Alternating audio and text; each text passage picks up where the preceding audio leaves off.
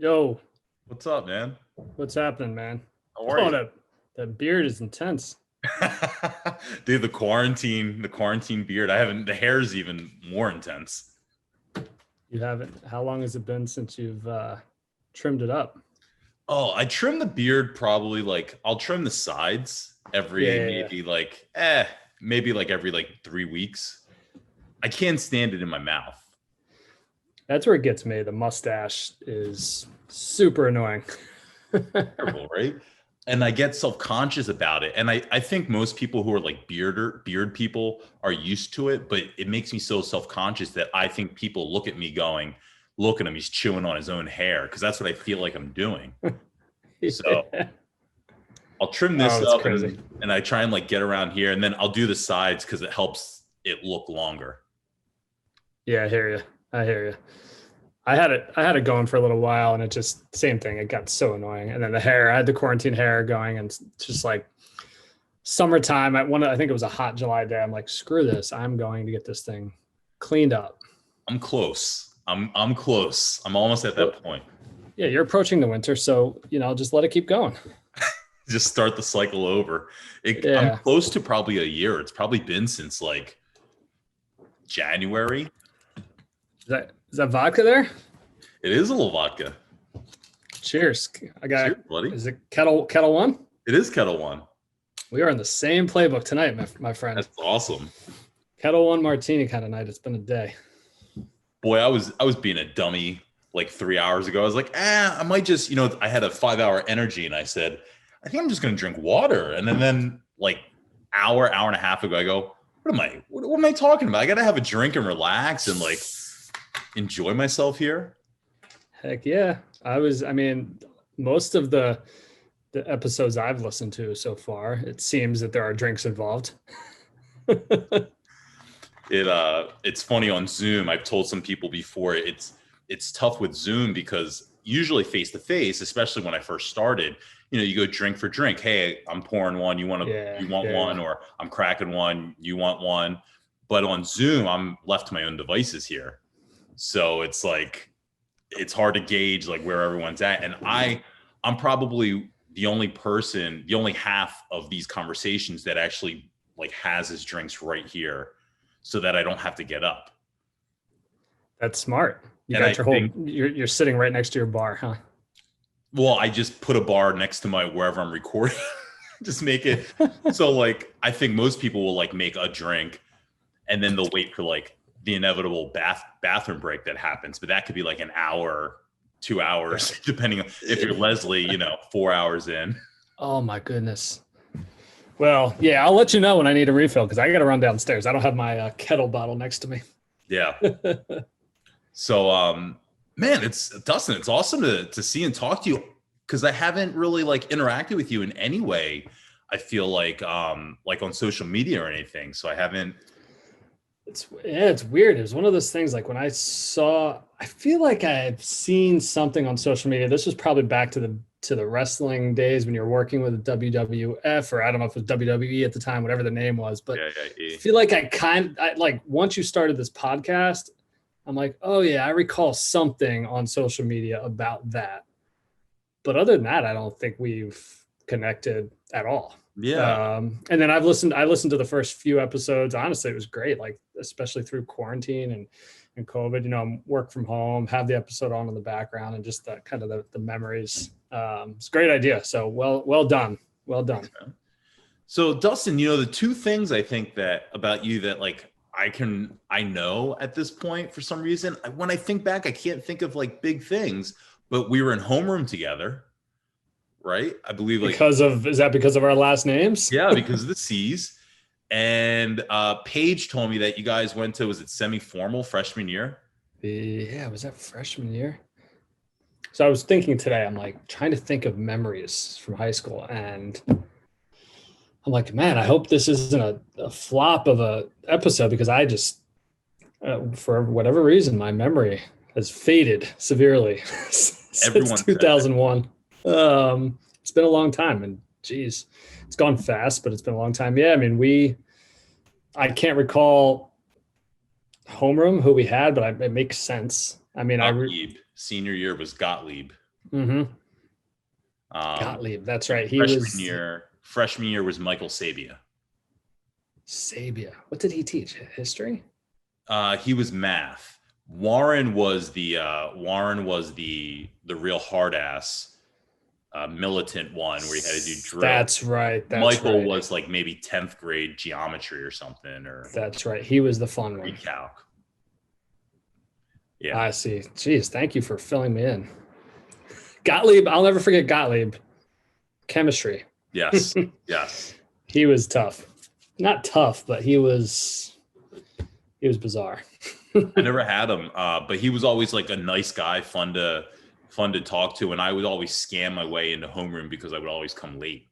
Yeah. So I would bring my assignment book that said with a hall pass saying that I had come from chorus with Mr. Conahan, but I hadn't. I had just come from my car 10 minutes later. Chorus in the morning? Yeah, exactly. Well, people would actually go do that, and like you hang out with your favorite teacher. If he's that type of teacher and he doesn't have a class, you can sing for like the first 20 minutes before you get started. When I think back to how early we started in the morning for school, like to do something like that, you had to be like in the building at like 7 a.m., 7:20. Yeah, the high schoolers are up early. I mean, I see them getting on the bus at 6:50, 6:55, and I'm like, I'm barely awake. If you're one of those first stops, you're in there at like 6:15 waiting for your bus. Yeah, that's going to be interesting. I mean, my kids are now like up at 6:30 and we're like twiddling our thumbs sometimes until it's time to go to school. There's almost too much time. But yeah, I mean, I'm sure high school, they're going to start sleeping. It's going to be the opposite. They're going to sleep in and then I'm going to be dragging them out of bed. Where'd you start Wissahickon? Stony Creek. Stony Creek. A lot of people went to Stony Creek. Yeah, Bluebell. So I lived in, I moved to Bluebell in second grade. Okay. Lived in Corman Suites first, and then moved right next door to Corman Suites, the Muse, Cernan Lane, the Muse. Between Town Line and Corman Suites, there was that neighborhood down the hill. Okay. A bunch of people lived in there from our class. Pam, Lacey, Aram. There were a lot of people from our school down in that block. But yeah, Stony Creek, second grade, and then obviously middle school. And it was wild. It was, coming in. I was glad I came in at second grade and not fifth or sixth grade. I think it was a much easier adjustment. Because you were able to make friends before you got to that point, or? Yeah, exactly. It's just because when you're in second, third grade, you don't really have friends yet, or you don't care about it as much, I guess. And it just it's an easier experience to move when you're younger and start that experience when you're younger. So then what was that like for you? Because I kind of had the same group of friends, but that started from kindergarten and it was all based on my neighborhood. And so kindergarten, first grade, second grade, whatever, they were all like within 2-3 years of me. And Ray and I, living down the street, Mike Mail and I living down the street, those were my best friends, going up through middle school. For you then, coming in second grade, did you have friends in your, we don't drive. And so, the other thing though, in Bluebell, right? Bluebell's different because it's not as walkable. Now you had people in your neighborhood, but, in Ambler, it's also walkable. And where I had all these kids right there, I guess your parents could drive you and that's like a normal thing to take you to people's houses also, right? Yeah, well, I remember my parents, I'm sure my parents worried about it. I didn't worry about it as much because, again, second grade, I'm like, whatever, this is cool. We got this new apartment. Like, it's a new place. It's like a vacation, right? And I remember being outside and Drew Douglas rode by on his bike with his dad. And my dad and I were outside. I don't know how it started. Conversation started. He lived up the block, and he was pretty much the first person I met. It was just before soccer season. So I think our fathers talked and said, oh, if your son's into sports, here's the intramural league, yada, yada, yada, WRA, Whipping type thing. I got into that. And before you know it, like that's kind of the network that I built from there. Through soccer. And then it turned, then it was basketball and baseball. But yeah, Drew if he hadn't been riding his bike down the block that day, I'm sure my parents would have found the sports programs, but it's just funny how coincidence works out in funny ways. Now, did that correlate to you then? Like, oh, these are kids in my school also? I don't remember. I'm sure at some point it did click. But don't remember. Do you remember then, like who you were friends with? So it's funny because you said you felt like middle schools where you start like kind of getting friends. So then do you even remember having friends in elementary school?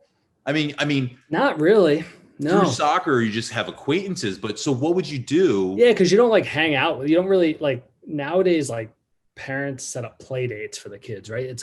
You have to like set it up. You're not quite old enough to like be out running around the streets by yourself, playing outside. I guess it wasn't at the time. I don't remember kind of what age that started, but yeah, you just kind of make friends through the sports programs that you're in or clubs that you're in, if it's Boy Scouts or whatever. But again, I don't think those relationships, to me at that time really meant anything. It's just such a young age I don't think really even understand what a relationship is. That's so interesting because it felt like that was my biggest time of having friends. Yeah. Was like that elementary school era, and that's exactly what we would do. We would come home from school, or after school program. I think I did, but you had until the street light went on, and we'd Mm-hmm. all be at the park or at the fields playing soccer, baseball, football, two-hand touch, riding bikes, roller skating, whatever. And we all did, but again, it was that like community where you didn't have to go on any like busy streets. It was a four-street neighborhood, and it was all kids who happened Yeah. to all go to Wissahickon and Ambler. So we're all the same school district, but we were all, within 6 houses of each other. Yeah. And when I moved from Corman to the Muse, I had that experience a little bit. The trouble was some of my neighbors went to private school. Some of my neighbors were older. Some were younger. So, and then I had like my soccer and basketball and baseball kind of crew, which some of those kids went to Shady Grove, some went to Bluebell. So you'd see them out, on tournaments and weekends, but you wouldn't always be in class with them during the day. So I think it was just a different experience. But once I moved to the Muse, it was hanging out, like you said, hanging out on the block. I mean, wiffle ball in the backyard, basketball until your parents were yelling, "It's dark, come home." And again, we had Corman Suites on one side of us, Town Line Apartments on the other side. So those three neighborhoods separated by a little fence that we just hopped daily back and forth to play, rough touch and basketball. There was a lot of kids running around at all different ages. What were you into as a kid? Did you have any interests, shows, toys? Was it sports primarily? Yeah, pretty much. I mean, I was one of those, like, I didn't want to be home. I wanted to be outside. It was, grab a football, let's grab a basketball. And as soon as the first person's awake that wants to play, let's go play. And then come home for lunch, scarf down lunch, go out, play, come home for dinner, scarf down your dinner, go back out until curfew. You said you moved here in second grade. Where did you come from? So I was born in New York, and then I went to Dallas, Texas, and then I went to Orange County, California, pretty much 2 years in each place. And then second grade, we relocated back east. My parents were both my mom's a nurse, my dad was in sales, and roots in the East Coast. We were living out in California, and the school districts out there are not very strong. And I think they knew they always wanted to move back east. They had some family upstate New York. They had some family in Massachusetts. Somehow, I guess it was through jobs, I don't really know. Somehow they settled on Bluebell, Pennsylvania. We didn't know anybody there, but somehow they settled on Bluebell. They figured it was close enough to New York, close enough to the Boston area where my mother's family from. My dad's from New York. So it just kind of worked out that way. It was like they knew they wanted to come east, and we settled there. It's like I asked Yuka, like, how did you get here to Bluebell from Austin, Texas? And it's like the same thing. It's like family, work, and so then big sports fan. Who was your team once you get here in second grade? Oh, I was New York already. I mean, as a kid, right, I idolized my father, and it's like you can either do two things. You can be with him or against him. Like it's fun to kind of play both sides of it. Yeah. My younger brother went against us, but growing up, it was New York, Yankees, Giants. So living, and I didn't realize that from an early age, moving to Philadelphia was coming into enemy territory. Yeah. But I soon learned that you don't wear your New York Giants jersey to the vet. So are you New York through your entire childhood and to now? Does that change, or you've always been New York?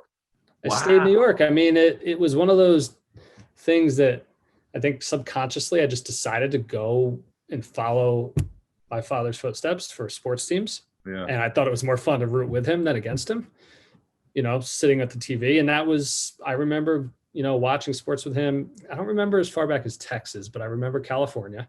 I remember watching the World Series with him with the earthquakes in San Fran, and we were having earthquakes down in Southern Cal.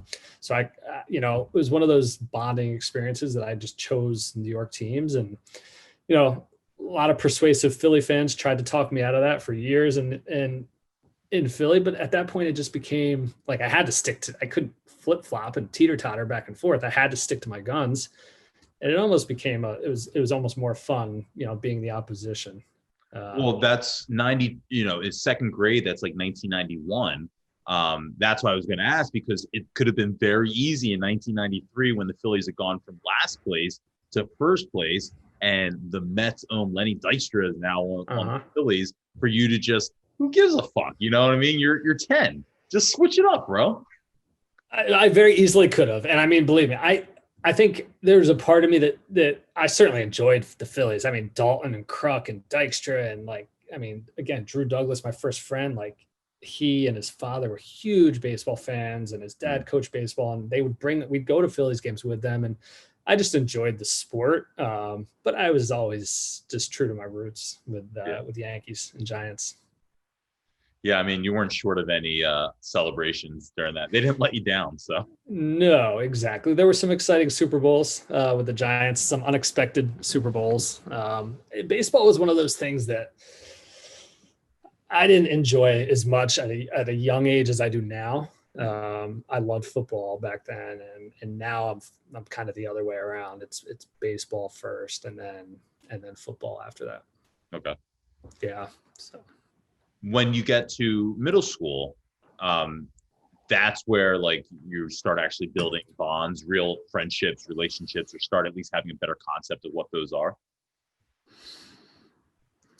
Yeah, I mean, again, I think they had been building in the background, and I just didn't realize it over time. But then when it gets to middle school, all of a sudden, everybody that you're playing sports with on the weekends, you're all in the same school, and you're all condensed. So their networks, that they've built through their elementary schools, mine through my elementary schools, plus our sports teams, everybody comes together, and it becomes this one big cluster.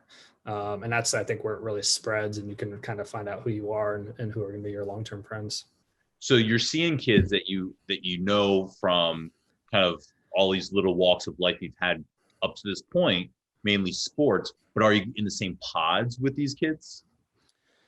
Yeah, some yes, some no. And I don't ask me what pod I was in. I don't know. I could get you, like I could walk back into that school and be like, my locker was here once I'm in the school, but pod C, 6th grade. Yeah, me too.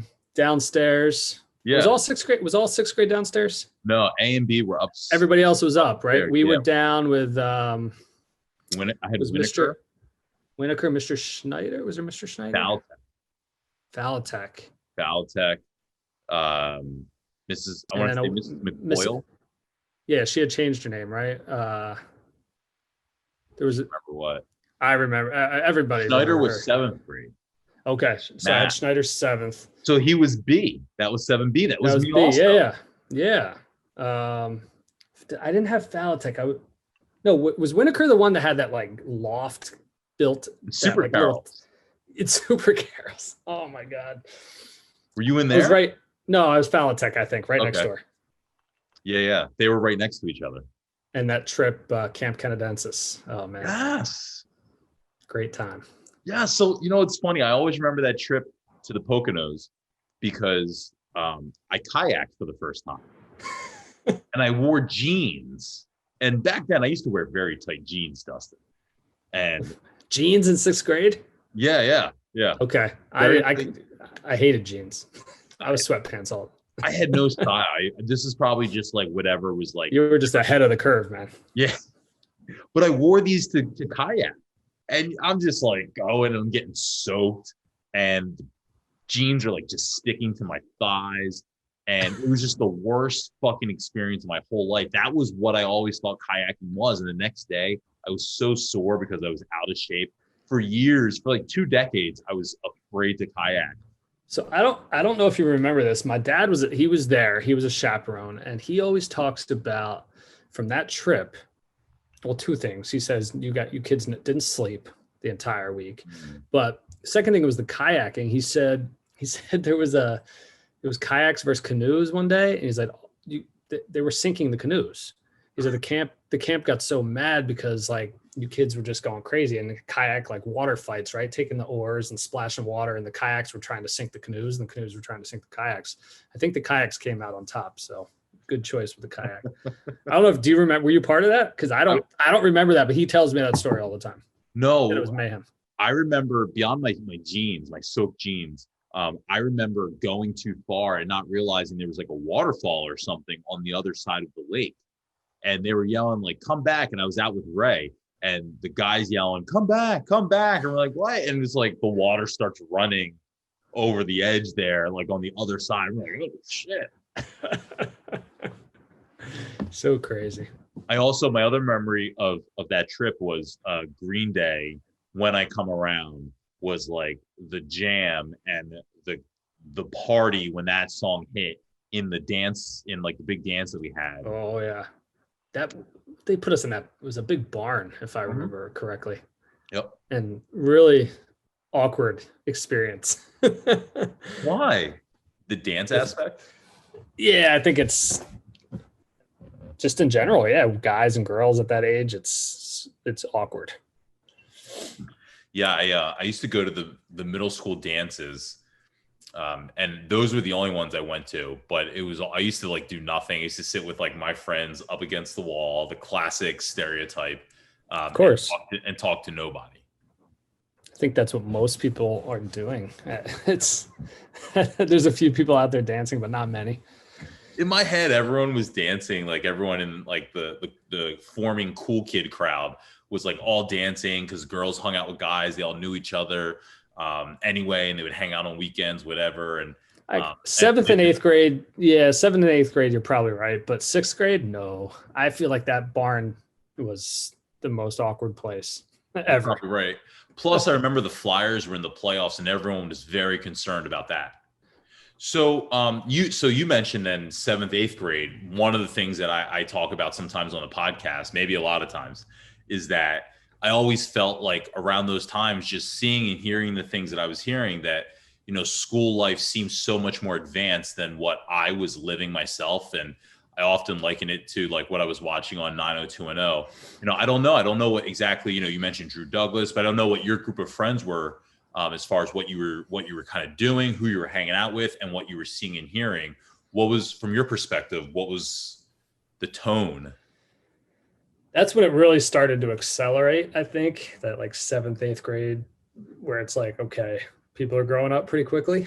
Girls hanging out with guys, you know, going out and hanging out weekends, trying to go to houses when parents aren't home, you know, still hung out with the same people.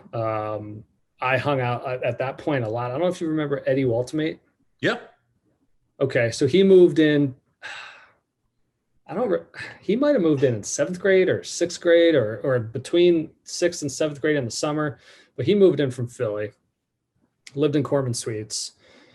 Again, don't remember how I met him or where, but he was probably 200 yards. His house was probably 200 yards from me, separated by a 6-foot wooden fence.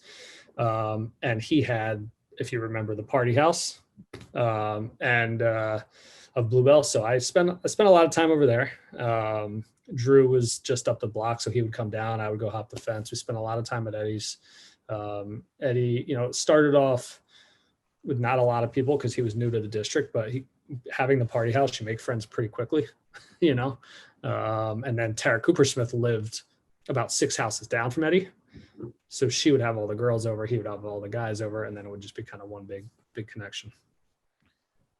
Is there like a learning process of what the fuck are we doing once that starts? Like, I imagine there's no warming up period to where it's like, hey, here's what we're going to do. Here's what the goal is. Are you just like, oh, wow, we're going to start doing that? I feel like that would be my perspective. And you just kind of like, you just kind of go with you go with the flow, right? You just go with the flow and you follow and you learn and you you try to like be like, I should do that or I shouldn't do that, and make the best decisions possible. I mean, Eddie was, I think, coming from the city, it's a whole different aspect, right? Coming from city to burbs, like he was probably he had probably seen things a couple years ahead of where he should be seeing things and hearing things, and you know, so it was you advance pretty quickly those years. At least I felt I did. But look, I mean, it's intimidating at the same time, right? It's like you're out hanging out, you're seeing things, people start drinking, people start, you know, doing drugs, and other things are going on, and you're just like, whoa, this is intense for such a young age. Yeah. Did you feel, some people have talked about like not feeling like they were old enough really to kind of experience that? Did you feel like more of a partaker? Did you feel like you were ready for that? Or did you feel more standoffish? What was your... Yeah, I mean, I don't know if you're ever ready. I mean, whether your first experience is college or whether your first experience is 7th, 8th grade, I don't think you're ever ready. I think it's just one of those things that it's going to happen when it happens. I remember being anxious and nervous about all of it. But I was not, you know, I certainly hung out with a lot with the crew, but you know, I'd like to think I was smart enough not to partake or to know my limits. And look, I had at that point, like, school sports were a big deal for me. And then you start to get to high school, and it's like, if I get caught drinking, and you get kicked off the team, right? You sign that damn form that the school makes you sign, and if you get caught, you're out. And that meant more to me than, you know, the sports team meant more to me than one party. All right. Yep. So as you're going into high school, then did you have like a crew at that? Did you feel like you kind of built relationships? Yeah, of course. Absolutely. I mean, it was everything. I thought I had a great experience. It was all through sports for the most part. You know, it was coming into middle school. It was people from all different elementaries. So the network just expands and you get to meet more people. I feel like, you know, I don't know what it was from outside of my group of friends, but I feel like I kind of crossed paths and hung out with different crowds. People that played sports, people that didn't play sports, people that partied on the weekends, people that didn't. You know, there was probably so many cliques, but I feel like I hung out with just kind of different crowds. I mean, a lot of it was driven around the sports season. You know, I hate to say it, like soccer season, you're going to hang out with the soccer team because you're with each other. Yeah, you're with each other all day long, and that's what you do. And then basketball season comes around, and some of your soccer buddies that you just spent the weekends with and sleepovers, that just immediately drops off and it turns to the basketball guys, and then it's baseball or track, you know. So it changed, it ebbed and flowed a lot. Well, you know, not only that, but I think, you know, everyone kind of like is drawn to different things. So like mine just happened to be proximity to where I lived. But then, you know, because I was so young, kind of having those similarities growing up with people, but your interest, you know, at a young age was sports. And so even though, like you said, you didn't even know it, that you were building those relationships, you know, as you were getting into middle school and everything, but that's what your interest level was. It wasn't a proximity thing. It never really was. It was sports related. So it only makes sense that as we get older and you kind of have a free will to choose your friends, that you choose. And especially, you know, I realize this with Paige, so much of her time, and it sounds like because you did so many sports, a lot of your time is practice and games and matches and meets. And so who else are you going to hang out with, you know? Yeah, I mean, it's weekends, right? In the fall, you're every day, right after school, you're practicing. You go home, it's dark. You get home, you eat dinner, you do your homework, you go to sleep, you wake up, you see your friends in school, you repeat.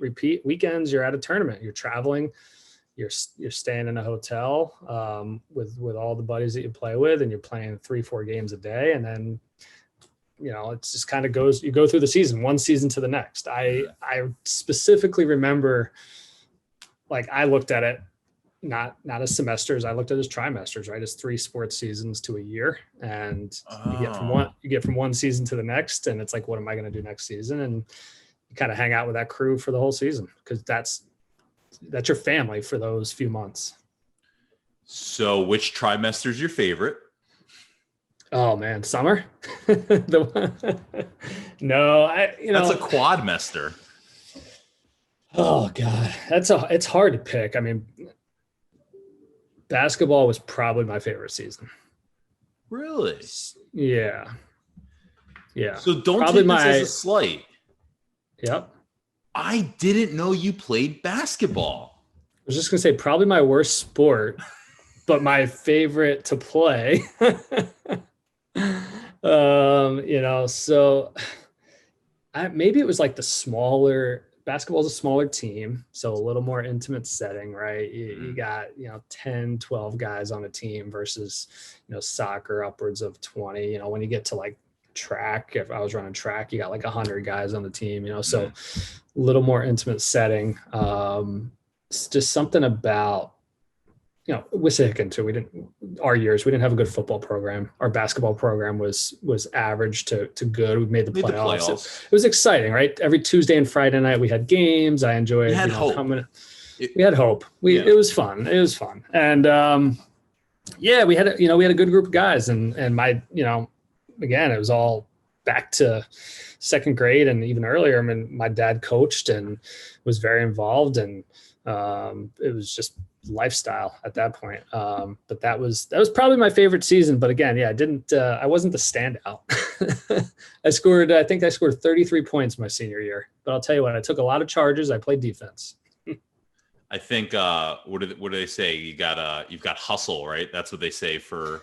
Yeah. I mean, Coach Wilson was the coach for my last few years. And, I was the scrappy point guard kind of guy that, it's like, just put me on him. If I can't guard him, I'm going to grab his shorts. I'm going to hang on. I'm going to I'm just going to fight and just be that guy. I'm diving on the floor for balls. And we had a fun team. I mean, we had Evan, who was, 6'9", and Bill Richardson and Drew Moyer, and just like a bunch of scrappy, and George and Earl, and lots of talent. And then we also had like a lot of hustle and grit and scrap. And then a lot of guys that like to have fun off the court. So got to, I think that's why I enjoyed it too, because I hung out with a lot of those people off the court. Yeah. Was it just an extension then of your social life?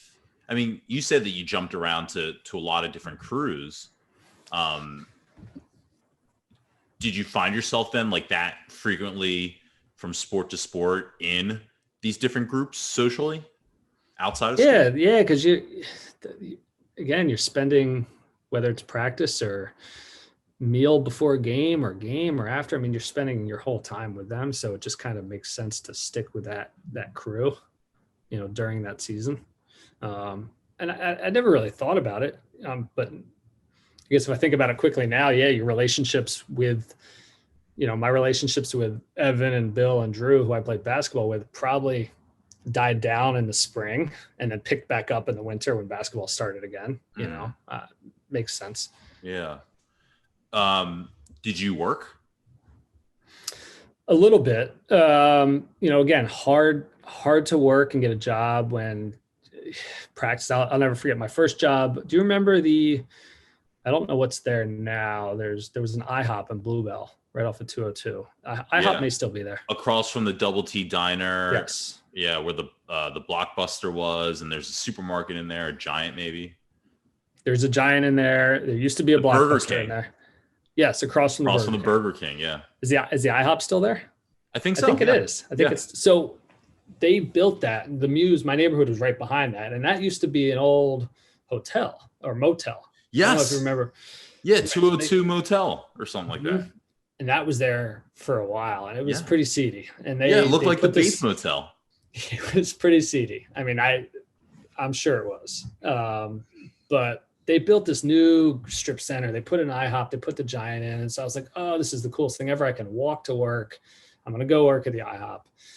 I work the training, yada, yada, yada. I get hired as a dishwasher, and I do the one test run day that they're going to basically allow people to come in and eat for free. And we serve them and act like it's a normal day. And then the second shift I was scheduled for, I had a basketball game. And my boss basically, I asked him if I could switch or change, and he said no. So I had to make a choice, and I chose the basketball game. So I worked for one day at IHOP. And then I had to be 8th grade. And then freshman year, we moved over to Bluebell Country Club. Mm-hmm. So my parents moved. And obviously I had to go with them. So we went over to Bluebell Country Club, and again, new neighborhood. So kind of new group, new ecosystem there, and much bigger neighborhood, right? It was all new to me. I don't think there were as many kids there. But I worked, the great thing about that place was they had the restaurant right there. So I ended up working at the restaurant, which was cool. Yeah. That's funny. Have you worked in a restaurant? I did one day. So I worked at 2 places, McDonald's and Wawa. Those were like the 2 places through school that I worked. But I guess right before the end of senior year, for one day, I took a job at the Ground Round. What? Remember the Ground Round in Montgomeryville? Was that the place where kids basically paid for you had to get weighed? That sounds right. Yep. Okay. I remember the Ground Round. Great spot. And I worked there for one day, and they took me in the back. It was like I was dishwashing, and I just thought it was so fucking gross. And I never worked in a kitchen. My experiences was McDonald's and Wawa. So I wasn't, I don't know. I'd just never been in a kitchen. And I remember using the dishwasher thing, and, it's got preloaded soap, but I'm used to washing dishes, and I see no soap because it's all fed in through tubes. And I'm just like, this is fucking nasty.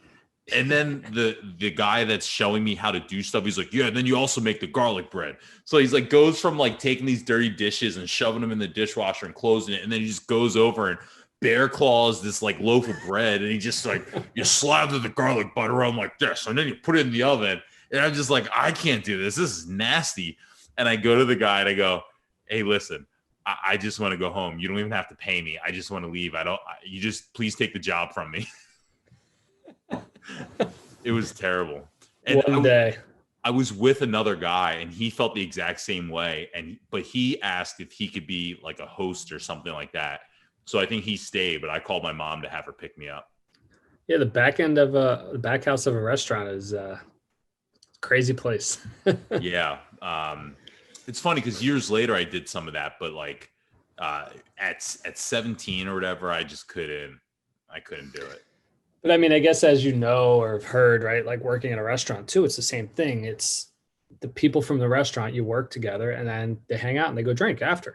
That's just kind of what you do. So then I had that whole, like, once I started working, I was hanging out with the work crew as well. And that was obviously people, some were in college, some were older, some were different schools, and just kind of expanded the network there.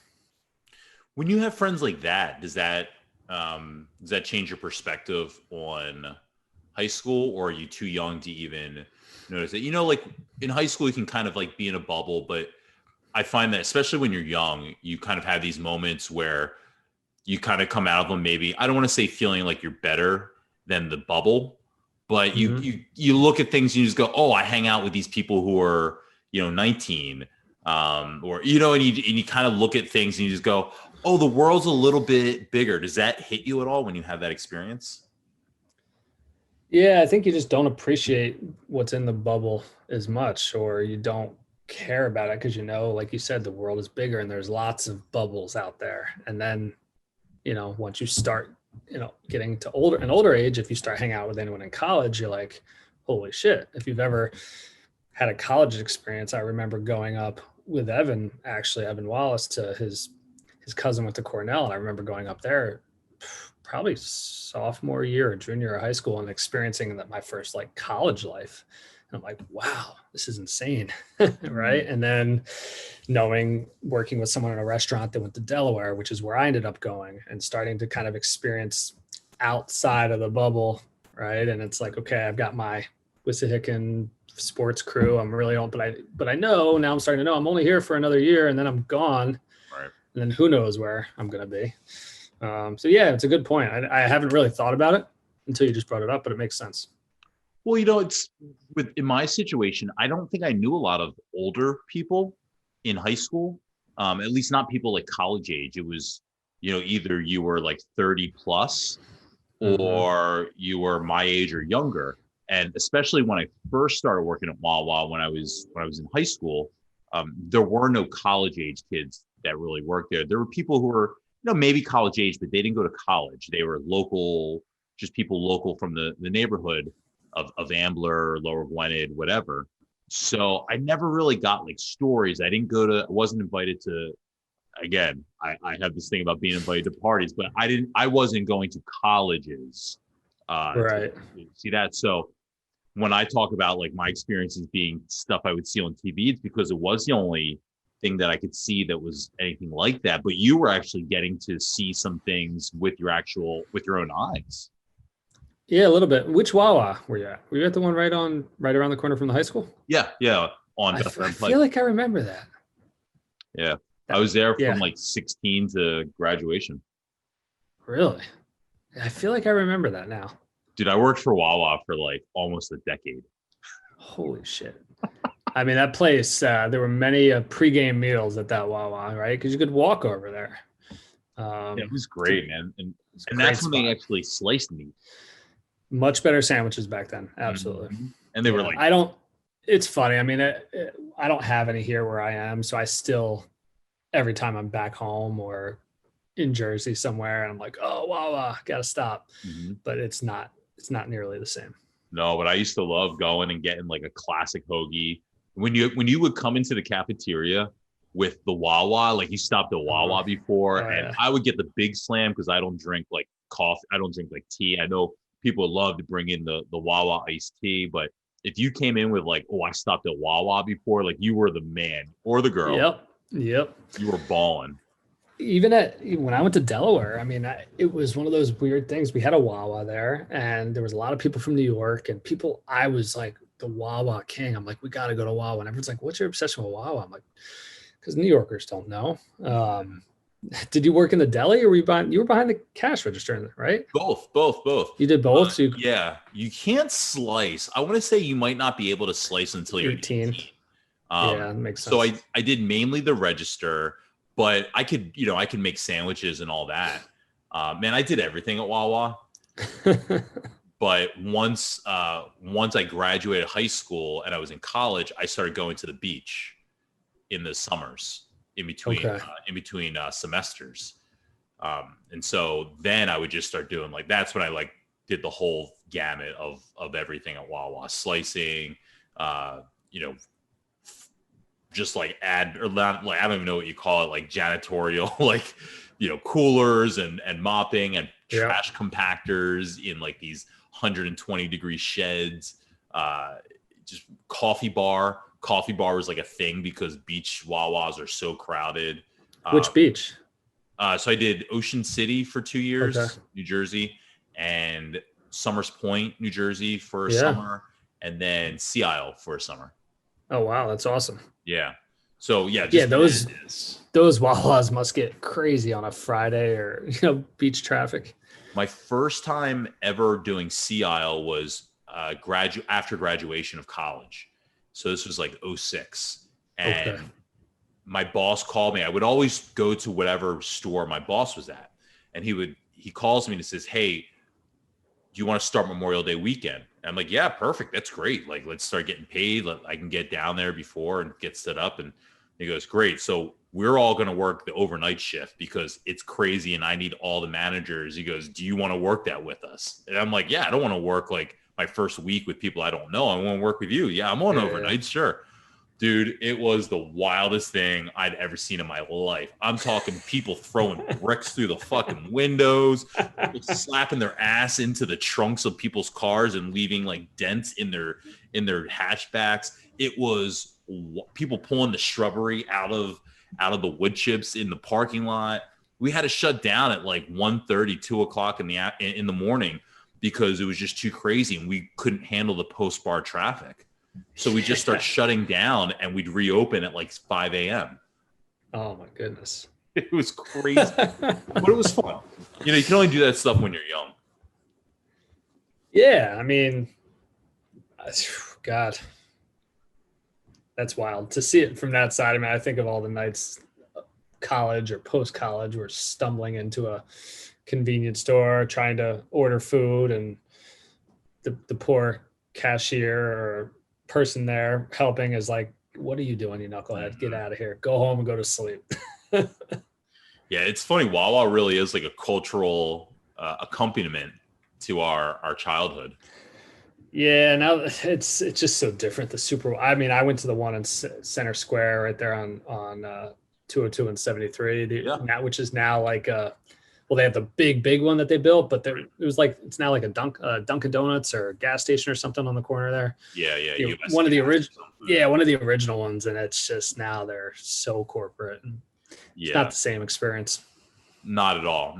Yeah, I went corporate for a little bit, for like a year and a half. I worked in the corporate office, which was like wild shit. Like that's the final thing I did after college. Yeah. But that was like, yeah, it was a nice little run. I'll tell you, they take good care of employees there. Part-time. It's good. I mean, they got a great business going.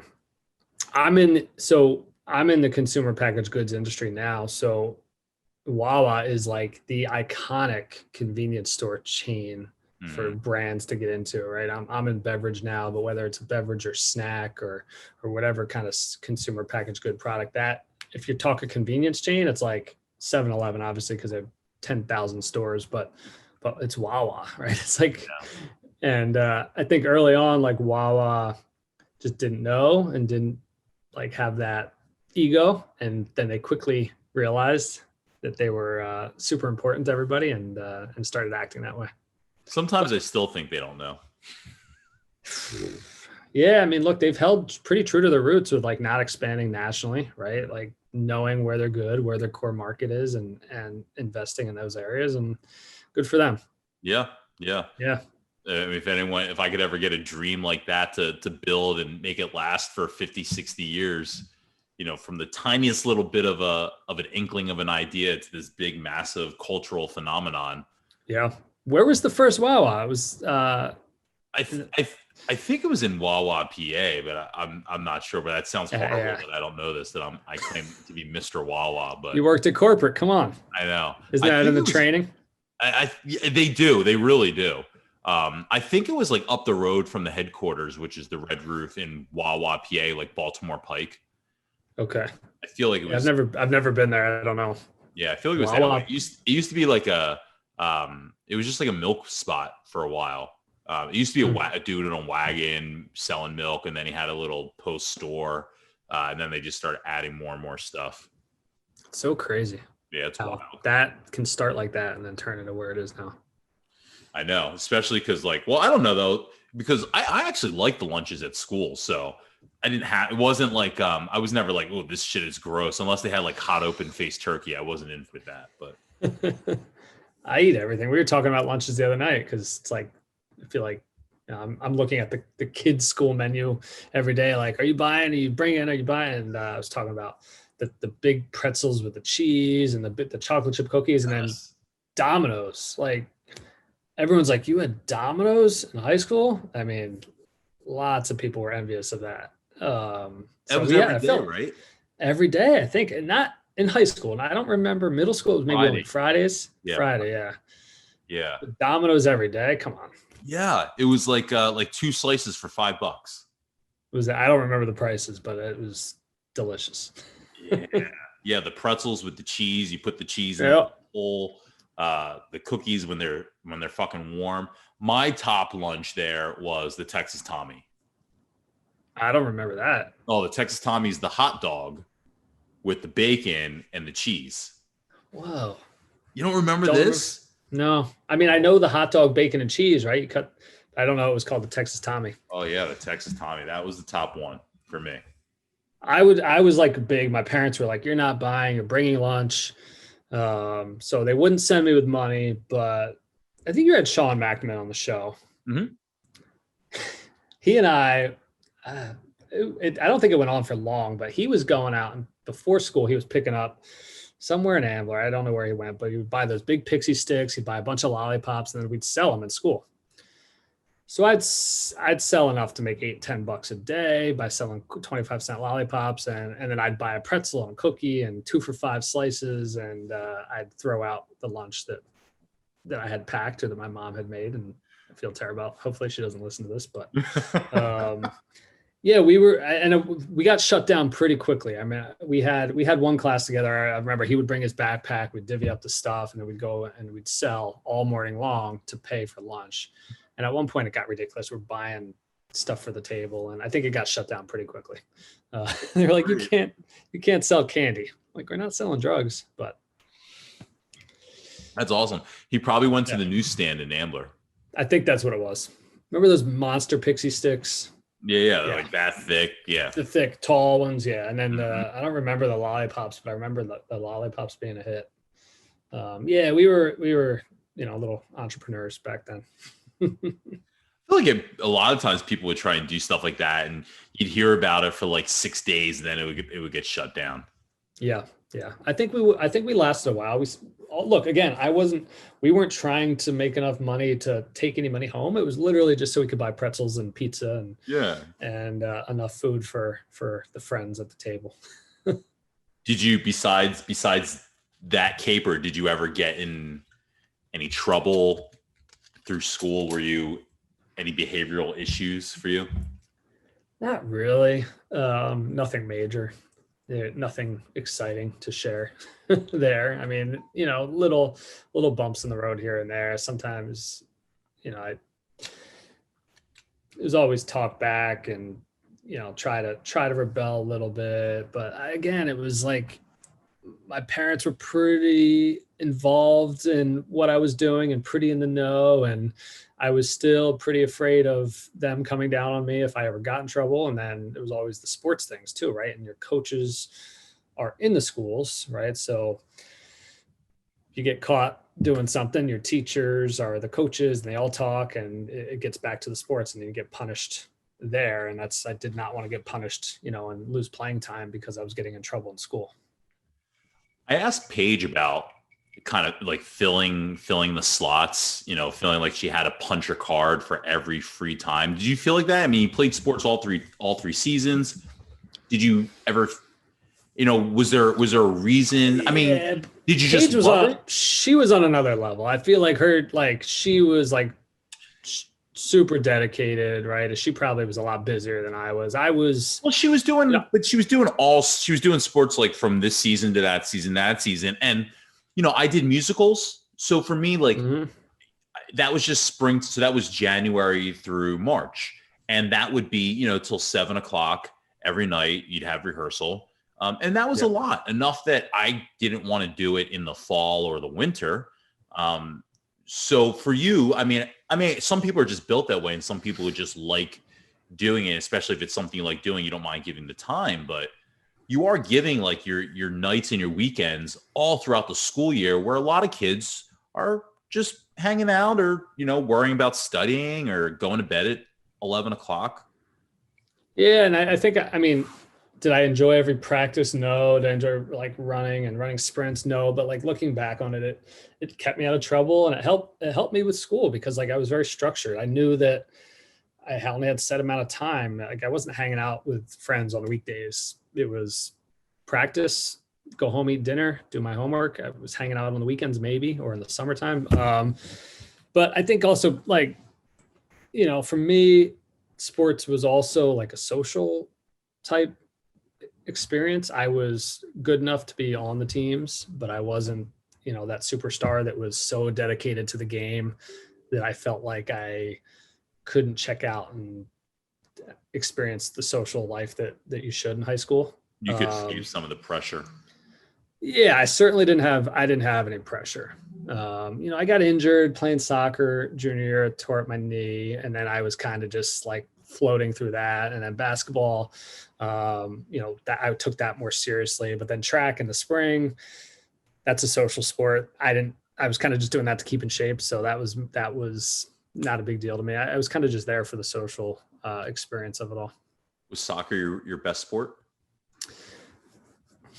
Probably at a younger age, yeah. And then just, a couple injuries and not being as passionate about it as I could have. I didn't want to stick to one sport. I played a few different ones, and I like to try different things and hang out with different crews. So, certain people always said, oh, you should stick to baseball or stick to soccer. You'll be much better and focus on it. Maybe you can play in college, but I didn't care about that. I knew I wasn't going to the next level. So it was more just like doing it to have fun, doing it for the experience, the teamwork, the camaraderie. I think it taught me a lot in life of carries over to my career with working with teams and working with people and how to do that. Like motorcycles driving by here. It's warm out tonight, right? You got the windows open. And I'm like 2 blocks from Pat's Steak, so it's like a classic, bike post up. Yeah, people are getting hungry. It's a second dinner time. Especially the warmer it gets now, people don't give a shit about COVID. They're just like out there hanging out outside of Pat's and Gino's on their bikes, just chilling. It's like a Will Smith music video. You're a block away? About 2 blocks, yeah. Yeah, I remember one of your episodes talking about the Italian market trip freshman year. That was some trip. So you went to that because I didn't go, ironically. You didn't go? I didn't go. I took it was right before spring break, and I took spring break. I was going out of town to visit family in California. So we left before the trip. So I never went. Okay, gotcha. Yes, I went, and probably my first experience in South Philly. I think it was a great trip. Mr. Lazar. Yeah. What the hell? You may have talked about this already, but I remember the chickens and people smuggling the chickens back onto the bus. Yeah, we got confirmation. I think Nick Nasopko. It was definitely Nick Nasopko. Yeah, absolutely. Was a chicken guy. I think he got it back too without on the bus without being caught. Yeah. Pretty impressive. Did you have any connection after that? I mean, that was 9th grade, but as you're getting older, were you type of kid that like would come down to the city? I know, again, free time wasn't really your thing, but did you have any type of connection down here? A little bit. Eddie's family owned Ralph's restaurant. Really? Yeah. So. Oh, that's down the street here. Exactly. And then actually, it was after senior year, but his family also had a bakery, Rockland Bakery. And they had a distribution center in Philly. So I would work in the bakery and drive the bread trucks. But we'd meet at his grandmother's house. It was a night shift job. So we'd meet at his grandmother's house. We'd eat at Ralph's and then we'd go to work. So I had a connection to the kind of like that area. His grandmother was on, I want to say 17th and Catherine. Mm-hmm. And a few times, not too often, again, not a lot of free time to get to the city. And there was, then there's a couple of those nights where you go to the 16 and over clubs. What was it like? Big one? Shampoo and Z1, not Z100. What's it? Q102 that always had their nights there. Yeah. Mm-hmm. Yeah. So other than that, no. I think like Heather and Alicia, when I talked to them, and I think Alicia mentioned in the reunion, like going to Shampoo and the foam parties. Ridiculous. There was another big one. I can't remember the name of it. Was it Egypt? Maybe. Egypt on the waterfront? I remember that. I don't know if I've been there, but maybe it was Shampoo. It wasn't a regular occurrence for me, but some people mentioned they're big fans of the Cave. Was it there? Yeah. Oh yeah. I worked there. I used to tell people that at Wawa. I would tell the older women. I would say, they go, oh, because we were all regulars there, and I had a whole crew that worked there. Like you said, like that camaraderie of a job like that. Retail was very much the same, where you hang out, you talk about your whole life, and then you go drink or whatever all afterwards. And so we'd always just run these jokes on customers, and like, oh, well, we see you guys tomorrow. I'm like, oh no, I'm not here on Thursdays. That's when I'm over at the cave. And they'd be like, you at the cave? Like, oh yeah, I'm at the cave. And then your buddies just go like, yo, you should see him do his dance, man. He does this thing to shoot by salt and pepper. You got to see it. Yeah. That's ridiculous. God, the cave. That place can't still be open. No, they're done. They're closed. It's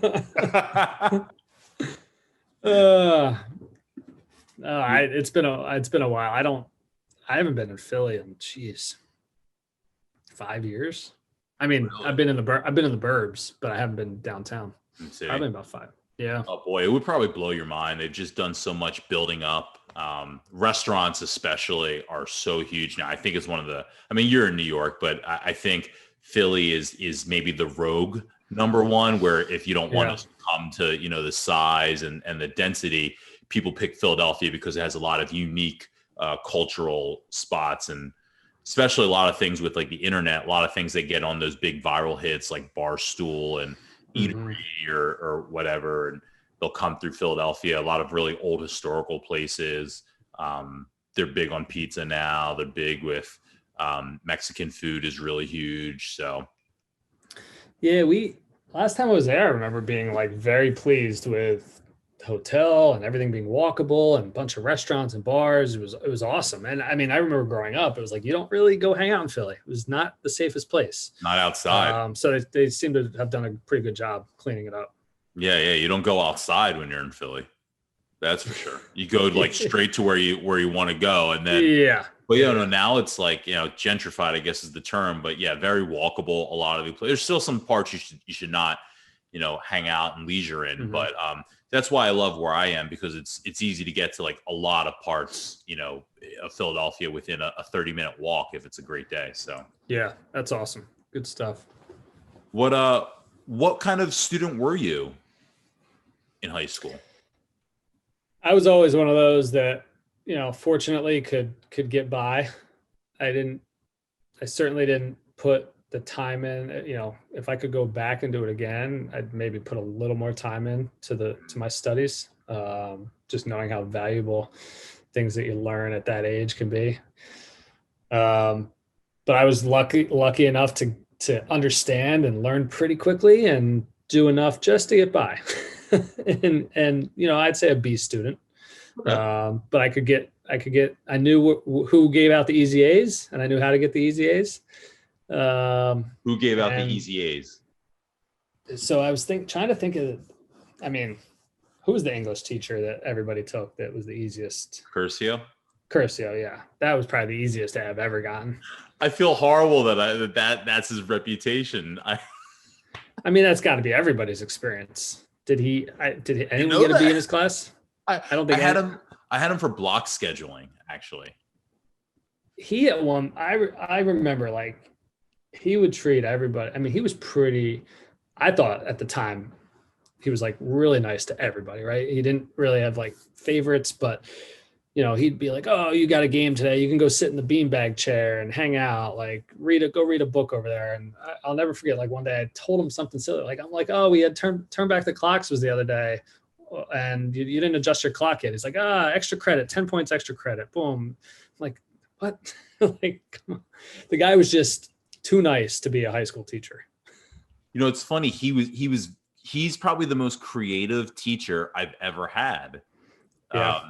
And inspired creativity. Mm-hmm. I think I mentioned this in Paige's podcast last episode, but he's like where I mapped out what I like career wise. Like he had some like, what do you want to do? And that's where I said I wanted to work for SNL. I wanted to work for Dennis Miller Live. I wanted to be on the Howard Stern show. Like that was my career trajectory when I was in 11th grade of what I wanted to do. And like not those things specifically, but done little aspects of writing television, of radio, of video, you know what I mean? Like he put you on that put your mind on that path. Yeah. Right? Yeah. And I can remember not reading Catcher in the Rye. I was like, this is like culturally biased. I'm sure it wasn't a word I used, but I was just like, this bores me. I'm not reading this old book. And so he says, well, then you've got to write a 20-page report on any topic. And I go, any topic? He goes, yes, any topic, but you've got to write it by tomorrow or else I'll give you an F. And this will be your grade for the Catcher in the Rye project. So I write a report on the history of the WWE title, WWF title at the time. Literally just like how every guy won the title, who they beat, what the storyline was. Gave me a fucking 100% A on this project. Like I worked all night on it. But of course he did. He was like, that's never happened where you just don't do the assignment. So he says, well, you just have to do another assignment. And he's that kind of guy. I mean, I remember that being an easy A. Yeah, I don't think I got enough A's, I think, but like more B's, just enough to get by. You're maybe the first person I've heard say that. Really? Yeah, in that way. I think people either say like, oh, they were a pretty good student, or they were just good at studying, or I think I didn't just enough to get by. I think I struggled at times with B's. I think it was probably more of a B- C student, except for math. Math I was fine in. Everything else was always a crapshoot. But yeah, I don't think anyone's ever said like they did just enough to get by, B student. Yeah, and it's probably similar to like sports. Like I was playing on the team, but I wasn't the superstar athlete, but I was not on the bench either. I was on the court. So good or bad. I mean, I was just, again, when I was there in high school, I wasn't there. I was there for the social aspect. That's what was important to me. Sports were important. School was kind of the last reason for being there in my mind. If I could go back and do it again, maybe I'd pay a little more attention. But I think everything you learn there, whether it's the studies, whatever you learn in the textbook, or from social aspect or team building aspect, it's all important in its own way, equally. Did you date in high school? Not really. A little bit off and on. Nobody really from Wissahickon. A couple like from different schools, private schools, people I'd met through like working at the restaurants.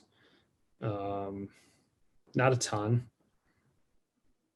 A lot of friends, but no like significant girlfriend. Yeah. So then what for you, like socially, what would be, a lot of people, and I don't know, I guess since you bounced around, did you consider, I don't think a lot of people consider themselves in that, but did you think of yourself kind of in like a clique? I know you bounced around, but the popular kid crew, and I say this because I honestly don't know, but when I look at your yearbook, some of the people I recognize as maybe like would be cool kid, probably more so soccer, just more soccer players than anything else. But the cool kid crew was very big because of so many different people. Were you even conscious of that when you think back? Do you think of yourself in any type of a clique? I think like what you just said, it was a big group because there was so much crossover. I mean, my group, the core of my group was always like the team that I was on that season, but it extended to my neighbors. It extended to, I tried, maybe I wasn't at the time, but like, I think I was pretty friendly with everybody that I came across. I mean, I'm sure I had my run-ins of people I had disagreements with. And, but I think I crossed over between a few different groups and cliques and ages. I hung out with a few older people who I had known from working at the restaurant, and then I hung out with a few younger people like from track that combines different sports that combine different ages. So I mean, from me looking out, no, I don't think I had a clique, but maybe from the outside looking in, maybe someone did think I was in a sports clique or something else. I don't know. Yeah, I think we'll have to see at the end when I go through the yearbook and we'll look at the initials. But I think when I think track and soccer, like that was just like kind of the names that I was, that spring up. Yeah, it's funny. I mean, I mean, mine changed. Like I didn't have I hung out with the same people, but I think over high school it changed. Like, some of the people like Drew and some of the people that I was friends with earlier, I wasn't as friendly with later on in high school. I mean, just based on changing relationships, developing relationships, different sports where those people weren't involved in. Yeah, I don't know. Did you ever think about that? So, one of the biggest feelings about that I think I always gnawed on before starting the podcast was, thinking back to prior relationships. And it was a much younger age than high school, of course. But, the whole idea of you could be friends with people during, these 2 years or this bit of time. And then you kind of go on and live the rest of your life not having that connection at all, not for any reason, but it just stops. I don't know. And I think I have this curse now where like once I'm friends with someone, unless something happens, I always try and keep in touch and I try and always stay friendly. And maybe that can be exhausting at times, but I don't know. I just like to keep people in my life. And I think a lot of that goes to that feeling back then of like, oh, we're not friends anymore. We're doing something that you're in a different sport. I'm in a different sport. We're in a different pod where you just hang out with other people or whatever. Like I always had a problem with that. Were you aware of that happening? No, because I never said we're not friends, right? I always consider myself friends because if you see them or you go over to their house or you're at a party, like you pick up right where you left off. It's just that you grow apart, right? And it's the same thing when you go off to college. If you don't see that person for a lot of time, you grow apart. Yeah, you go back for Thanksgiving, you go home, you see everybody at the bar, you pick up right where you left off. But that time between, you may not have called or texted or really even thought about the other person because you're kind of living your life and you're so busy with life. So it's interesting you put it like that because because that is exactly what I consider friends. You have to see that person. You have to go to their house. I didn't have people outside of my small group whose houses I went to outside of like maybe once every year. I had like one kid, Sean Higgins, Justin Duffner, who would be like a new friend. But outside of that, they were literally just people in school that I had classes or, whatever with that I talked to. And that's why we weren't friends in high school, whether we had some sort of a beef or, we had homeroom together. If we didn't hang out outside of school in each other's houses or know each other's parents, I didn't consider it friends. It was an acquaintance. That's interesting. Yeah, it makes sense. But you were actually seeing these people outside of school at their houses because your groups kind of were very wide. Yeah, but on the flip side, to your point, I mean, I had some friends that I'd never been to their house. Maybe I eventually did as the relationship develops, but I would, consider them a friend from the start, after hanging out, whether it's just in school or just at sports or just at a club, something like that. I think maybe I use the term loosely at times, but it's always good to, I think have as many friends as possible, especially at that age. It's just like you want to be friends with everybody and try to fit in. So. See, that's my handicap. Dustin, is that I think you're limiting yourself too much, defining it to just like you had to go to the person's house. Well, it was the feeling that I wasn't right. I mean, if you listen to podcasts, you know that I have this complex that I felt like I was disliked or noticed in negative ways by so many people. I just felt like I had so many clashes and interactions with groups that casted a negative light. And so I just never thought that I would be invited into those type of things beyond just me. And I do think some of it was because I took it too personal. And I think I still do this. And I think that those feelings remain. So if we had a problem 2 weeks ago in a class, I'm thinking that's it. That's my stone cold relationship with that person, how it was 2 weeks ago. Whereas that person may not ever think about that again. Yep. But the next time I interact with that person, I'm keeping that same energy. It's like Twitter. I just keep that same energy when you see me. I kept that same energy in the next period, right? If it was fuck me in second period on Tuesday, it's fuck you in eighth period next Wednesday. And carried it with you. Yes. And I just thought that's what you were supposed to do. I thought that was the mentality that I had to have. And I just took it much more personally. And I never, obviously I'm doing this podcast where I'm pulling out these random fucking memories. I didn't forget stuff, unfortunately. And I think that affected my ability to get over like these caricatures or these stereotypes or these kind of restrictions, these social restrictions. That guy said, fuck me last week. I'm not in that crew. I could never talk to that person or his friend or his friend or his friend. Yep. Right? Yep. Like the line's been drawn. Hey, Scott Ray, you know what this guy said to me? Yo, we're done with that whole crew. Fuck that whole crew. You know, like that was the mentality. And it is very like TV show, movie, like, you know. That's like how that's why cliques exist.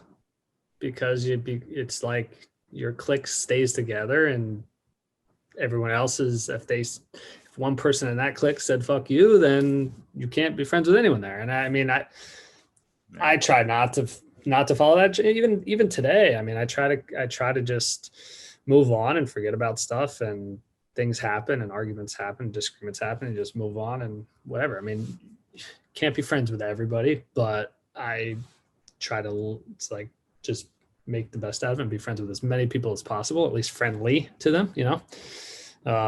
So that's interesting. Yeah. You define the friendship much different, I guess. That's my curse. Are you still close to a bunch of people from high school?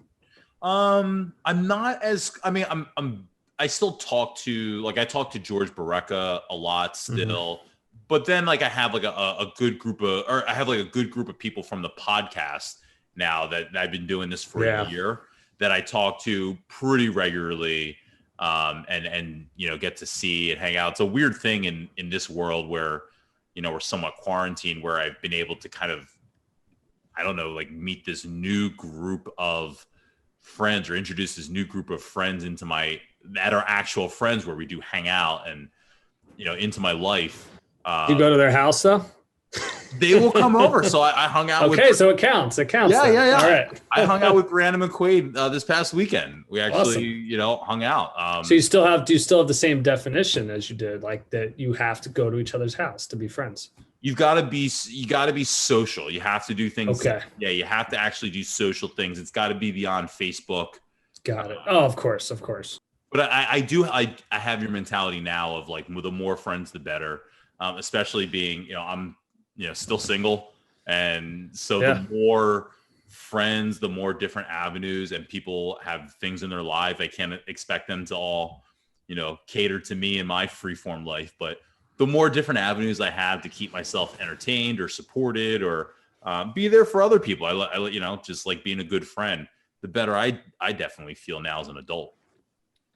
Yeah. And it's like, you're obviously not going to be able to hang out with everybody that you're friends with all the time, or talk to, or text, or even wish happy birthday, but it's just your network, right? It's people that you've been friendly with, so that if you need something, and you know, I know you know, you're coming to New York and you want a restaurant recommendation. Love it. Hey, shoot a text, right? If I'm coming to Philly now, I know, right? Like, are we friends? Like, were we hanging out on socially? No, but it's a networking thing where we're all connected somehow, and we help each other out. Yeah. Yep. Do you want to make a drink refill? Yes. Good. I'll do a bathroom. My bar is not right next to me. I'm down to one olive, so You got it. We'll pause. When you were in school, did you have like a music act, band, artist? I play who I liked. Yeah. Oh, I thought you meant was I into music. So I was saying I was in the band at a young age, like played trumpet, and then was in band for a couple of years, but I didn't continue on through middle school. I grew up like Michael Jackson. I loved from a very young age. My mom always listened to him, and I mean, I forget the radio stations, but a lot of like the kind of pop music. Eagle Want Us. Oh, in New York? Yeah, and then Kiss. No, in Philly. Oh, Eagle Want like Us. soft.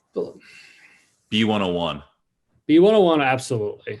Star soft 104.5. rock pop. Yeah, B101. Star 104.5. So a lot of, Magic but that was a lot of the older 102.9. stuff.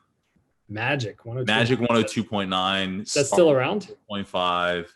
102.9 is like some sort of a classic rock. WMGK. Okay. MGK. Okay. Yeah. Michael, from an early age, was awesome. I mean, I remember when I was really young doing a talent show where I did a dance to Bad, and I couldn't moonwalk. I could do maybe like a half of one of his moves, but it felt cool trying. So Michael, I loved, but like that was younger, and then growing up, I mean, Green Day, when that album came out, that was huge. Dookie. Dookie was great. I liked the variety. That was probably my first CD I owned. I liked the variety of music. I mean, I listened with my dad. I was listening to like Zeppelin and Fleetwood Mac and a lot of the like 70s type classic rock. But then with my friends, it was, Green Day and the alternative stuff. And then it kind of turned into more hip hop.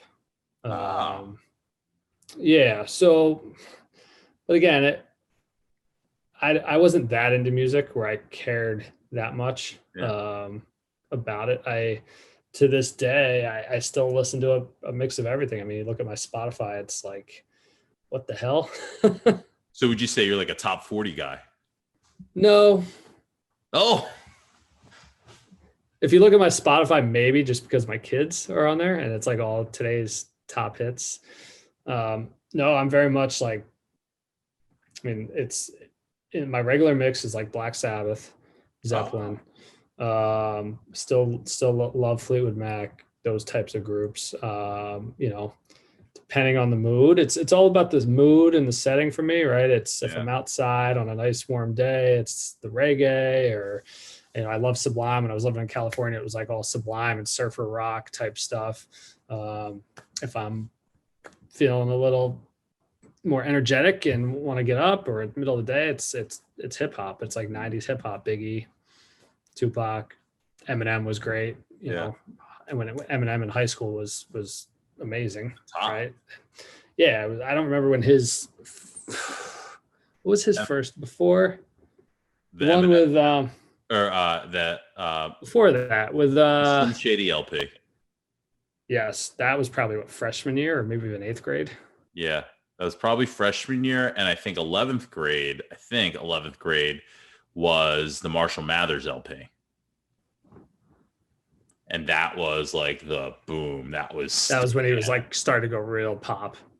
That was like, I mean, I guess, but that was his second. What was the one with the first one with like Brain Damage, and that was the Slim Shady LP. Yeah, that song. That was the first one, and that was Hi, my name is what? And yeah, that was like 99, I think. Oh, Jesus. 98, 99. And then like 11th grade, I think, was the Marshall Mathers LP, where it was just like, having sex with your mom, and just it was and wild, cleaning out my closet. Yep. All those, And then, so it was Eminem, Jay-Z, 50 Cent, like the standard lineup. Okay. Of kind of hip hop pop music. It's funny because that, I'm a big fan of hip hop, and my kind of that era is my thesis of saying that's when hip hop became pop music. That's when, that's when they started playing it on the pop radio stations, right? If that's how you want to kind of justify it, right? That like you start playing Eminem on Q102 and Z100, it's like that's when it turns pop. And those are the artists, from that era that you just named, that the Justin Timberlakes, the Justin Biebers, the Christina Aguileras, the Britney Spears, the whomever that ventured into that hip hop space, the Miley Cyruses, that's who they were growing up listening to. Yep. That that they eventually, when they had their ability to make their own music, they said, oh, I want to work with Pharrell, I want to work with Timbaland, I want to work with these guys, these hip hop producers to make my music. Was that era of our high school art, our high school artists. Yeah, absolutely. For you then in high school, did you have consciousness about a future, about what you wanted to actually do? No, Yeah, not a clue, man. Still don't. that's funny. Still don't. Whenever I hear that, it's always interesting because I think I look at, I guess I have two kind of consciousness of people who are nerdy and, Mhm. oh boy, you must be wanting to get to college. You must be, and people who just don't go to college or just never have any, drop out or go into the workforce, right? They went to tech school, they had a trade. It was clear from the beginning they were going to do something different than college. So I wasn't either of those, which is why I had so much anxiety about my future and what I was supposed to do or what the image of what other people were doing versus what I was doing. So for you, being in that boat where you didn't have a defined path, at what point do things, well, you say you didn't feel anything. So then at what point do you start to feel something at all of, I want to do this, or, oh shit, I better figure out that I want to do something? I mean, honestly, even through college, I went in undecided. I decided pretty quickly that I needed to make a decision, based on what I was hearing. Like they're like, don't stay undecided. That the schools tell you that to get you to stay a fifth year, yada yada. If you're undecided and you don't take the correct courses, then you decide you're gonna pay for it later. So I decided pretty quickly that I had to just choose, and I chose business administration. And this is at Most Delaware. Delaware, yeah. But still had no clue what I wanted to do. Marketing, I was an entrepreneur. I mean, from selling candy with Sean McMahon in 10th grade to college where I was renting buses and running trips to Preakness and, going out and promoting for bars and trying to fill the bars and have fun, but also make some cash at the same time, to support the fun. So I was always an entrepreneur. Um, and I just kind of was like, okay, I'm going to choose business and focus on marketing. And I minored in international business because I like to travel, and the social aspect of travel and business just kind of, it worked with my personality. So that's where I went, and I just kind of went with, but I still had no idea what I wanted to do. Why did you choose Delaware? Well, shit, I went there. It was probably, Brad, I tell you what, man, I went to visit Penn State, Pittsburgh, and it was 25 degrees and snowing sideways. And then I went to Delaware and it was 80 degrees. The girls were everywhere. And it was an hour from the house. It was just like this perfect day on campus. I don't know. Have you been to the University of Delaware? No. You get that like really nice campus feel, but not the overwhelmingly large like Penn State, Maryland kind of Pittsburgh experience. I didn't really like the city experience that like Pittsburgh had. And it was just so damn cold there. And I went to Delaware. It was just the perfect day. I had a great tour guide and weather was awesome. And I was like, I could go to this place. Yeah. And I knew that was it. Penn State, I wanted to go to Penn State, but I got into, I didn't get into main campus. I got into the satellite, one of the satellites. I don't remember which one. Okay. So then I chose Delaware. Okay. That's pretty interesting then. You didn't, but Penn State was a want for you though. Yeah, I felt the one thing that Delaware didn't have that I wanted was like that big football experience. Yeah. Going to a big football game. We made the best of it at Delaware. We did the tailgates, but it wasn't like going to a Penn State game. Right. I was thinking about that recently because everyone's going crazy about Temple. The link opening up, Temple plays their game with the link. Yeah. And so the Temple fan page is going crazy. And I'm just so like, whatever, like who cares? And I'm so wishy-washy with Temple football because for so long they just weren't similar to Wissahickon. They didn't win a lot of games. Mm-hmm. And so I've just never been in the school. And I just wonder, I was like, I just wonder what it would be like to have my team coming back to play and feeling like I gotta go. Like if I went to Michigan or Alabama or any of those schools. It's just part of the culture it's part of the culture that those schools have that Temple doesn't. Delaware had a little bit of a culture, but it was a notch down, right? We were 1AA, a notch down. Mm-hmm. And it just kind of worked out, and that's how the cards fell. It was Penn State. I wanted Penn State main campus. I didn't want to go to a satellite school, and got into Delaware. So I was like, Delaware it is. Did you have anything in school that in high school? I know you didn't exactly have a path, but did you have anything that you thought you were good at in school when you were growing up? Or I something mean, you what? I was good at math. I wasn't great at it, but I understood it. The principles, I could figure it out. It was easy. I didn't like to read. I wasn't a great writer. Still not a great writer. Communication, like I'm good at communicating verbally when I'm in a room, when I'm in a social setting with someone, I could talk, and I'm in sales today. Mhm. So I use math for numbers, and I use, interpersonal and personal skills and conversation. Yeah. It's been a challenge, I'll tell you, over Zoom and over email and over phone calls versus in person, because it's a completely different setting. But yeah, I mean, again, I think it was kind of like that, like B type student mentality where I was good enough at science, good enough at English, good enough at math, where I could kind of just get by and I could figure out where I wanted to go. And for me, it was sales. Kind of fell into sales and just started liking it and wanted to work for, small-ish type companies where I could really feel like I was not just in sales, but I was like kind of helping build the entire company. Did you have a passion growing up that you thought, I wanted to be an astronaut, I wanted to be a writer in media? Oh yeah. Did you Sports management, like wanted to work for a team, wanted to, I didn't know anything about it, but I wanted to be like that guy on the sidelines that was wearing the suit, Yeah. And then I quickly learned how difficult that is, and that the jobs are like this big and the pay is even smaller. So then like things just started to click. I'm like, okay, that's not as realistic as an option, or it probably could be, but is it going to be a career that's going to like get me to where I want to be financially?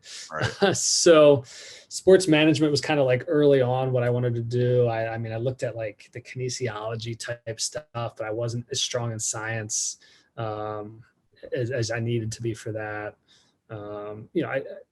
Early on it was all sports, but that was my life. Like I wanted to be involved in that. And as I got older, it became like more of a realist that, okay, I need to broaden my horizon and not just focus on sports. Yeah. For college, you talked about like parties, and so you were like promoting. Yeah, I mean, it just kind of happened. It was weird. Like I didn't think I'd be a fraternity guy. Met some guys that were going into a fraternity, and I went in and ended up like as the social chair of the fraternity. So I had, my job was to book the bars and book the parties and coordinate with the sorority on hey, what theme party do we want to have tonight? Which bar do we want to reserve? And so I became friends with some local bar owners. And then I said, okay, I think I can figure out how to make a little bit of extra money. And your bar is really slow on a Wednesday night. Would you like me to bring 200 undergrads over there to fill your place, and you give me $5 a head and you make, so it was a win-win. And then I started running trips for Preakness, take trips down to Baltimore, trips into Philly. It was a little side hustle. Most of the money, again, just to like have fun with, nothing substantial, but just to kind of get by and instead of work. But you were looking at it as a side. I mean, you were business. What was the business that you were going to? Yeah, I was a marketing major. It was fun for me too. I mean, it was more of like, I don't know if it was a passion, but it was just more of, it just came easy to me. It was like, okay, I can talk to people. Everybody wants to go out to everybody wants something to do on a Thursday night. They need something to do. Yeah, here's the problem, here's the solution, rent a bar, here's the bus, I give you all the drinks you can want and a bus transportation for $35. You buy a ticket, I make $5, everybody wins, right? But you were never thinking in college like this could be a job. No, I didn't. So I watched Power, right? This right? Like you didn't think like I could be a nightclub promoter, or I could own a club or anything like that. No, I didn't think of it that way then. I was more just doing it for like, to fill the void because All somebody in it. had to do it. And I guess I wasn't that passionate about it, but it was just like, I kind of figured it out, and it was like, okay, I can make a little bit extra money to support myself and actually eat real food while I'm at college. Yeah, it just kind of worked out. I'll tell you, because when I was in college, when I was in community college, I enjoy connecting people, right? And I enjoy, I guess similar to what I'm doing here with the podcast, right? I don't want to say selling because I'm not selling anything with the podcast, but selling an idea of togetherness or belonging. And so in college, I used to promote a wrestling show, a local wrestling show that would happen in Philly. And this is when I was at Monco, and I had a wrestling radio show on the radio station at Monco. And we would promote this local show that would happen monthly in Philly. And we would bring like 15, 20 kids with us. And we promoted like, hey, $15 for the ticket, $5.15 for a cheesesteak at Pat's Steaks after the show. Meet us at Monco, hop in our car, carpool down. It's a $20, 15-cent investment. People Perfect. People will bring beer. We bring 15, 20 people. And all I got out of it was interviews with the wrestlers after the show and a free ticket for me and my buddy to get in.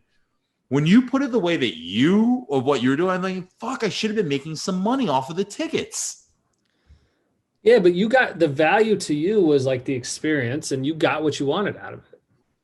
Right? Like looking hindsight, I mean, I could have been making more on the tickets. And again, I mean, what I was trying to do was just like have enough to spend out at the bars for the next semester and to actually buy real food and not have to like work a job and take, 15 credits. Yeah. So, I mean, that's the thing with like kind of being an entrepreneur. It's like, if you felt like you gained value from just getting those interviews, mission accomplished.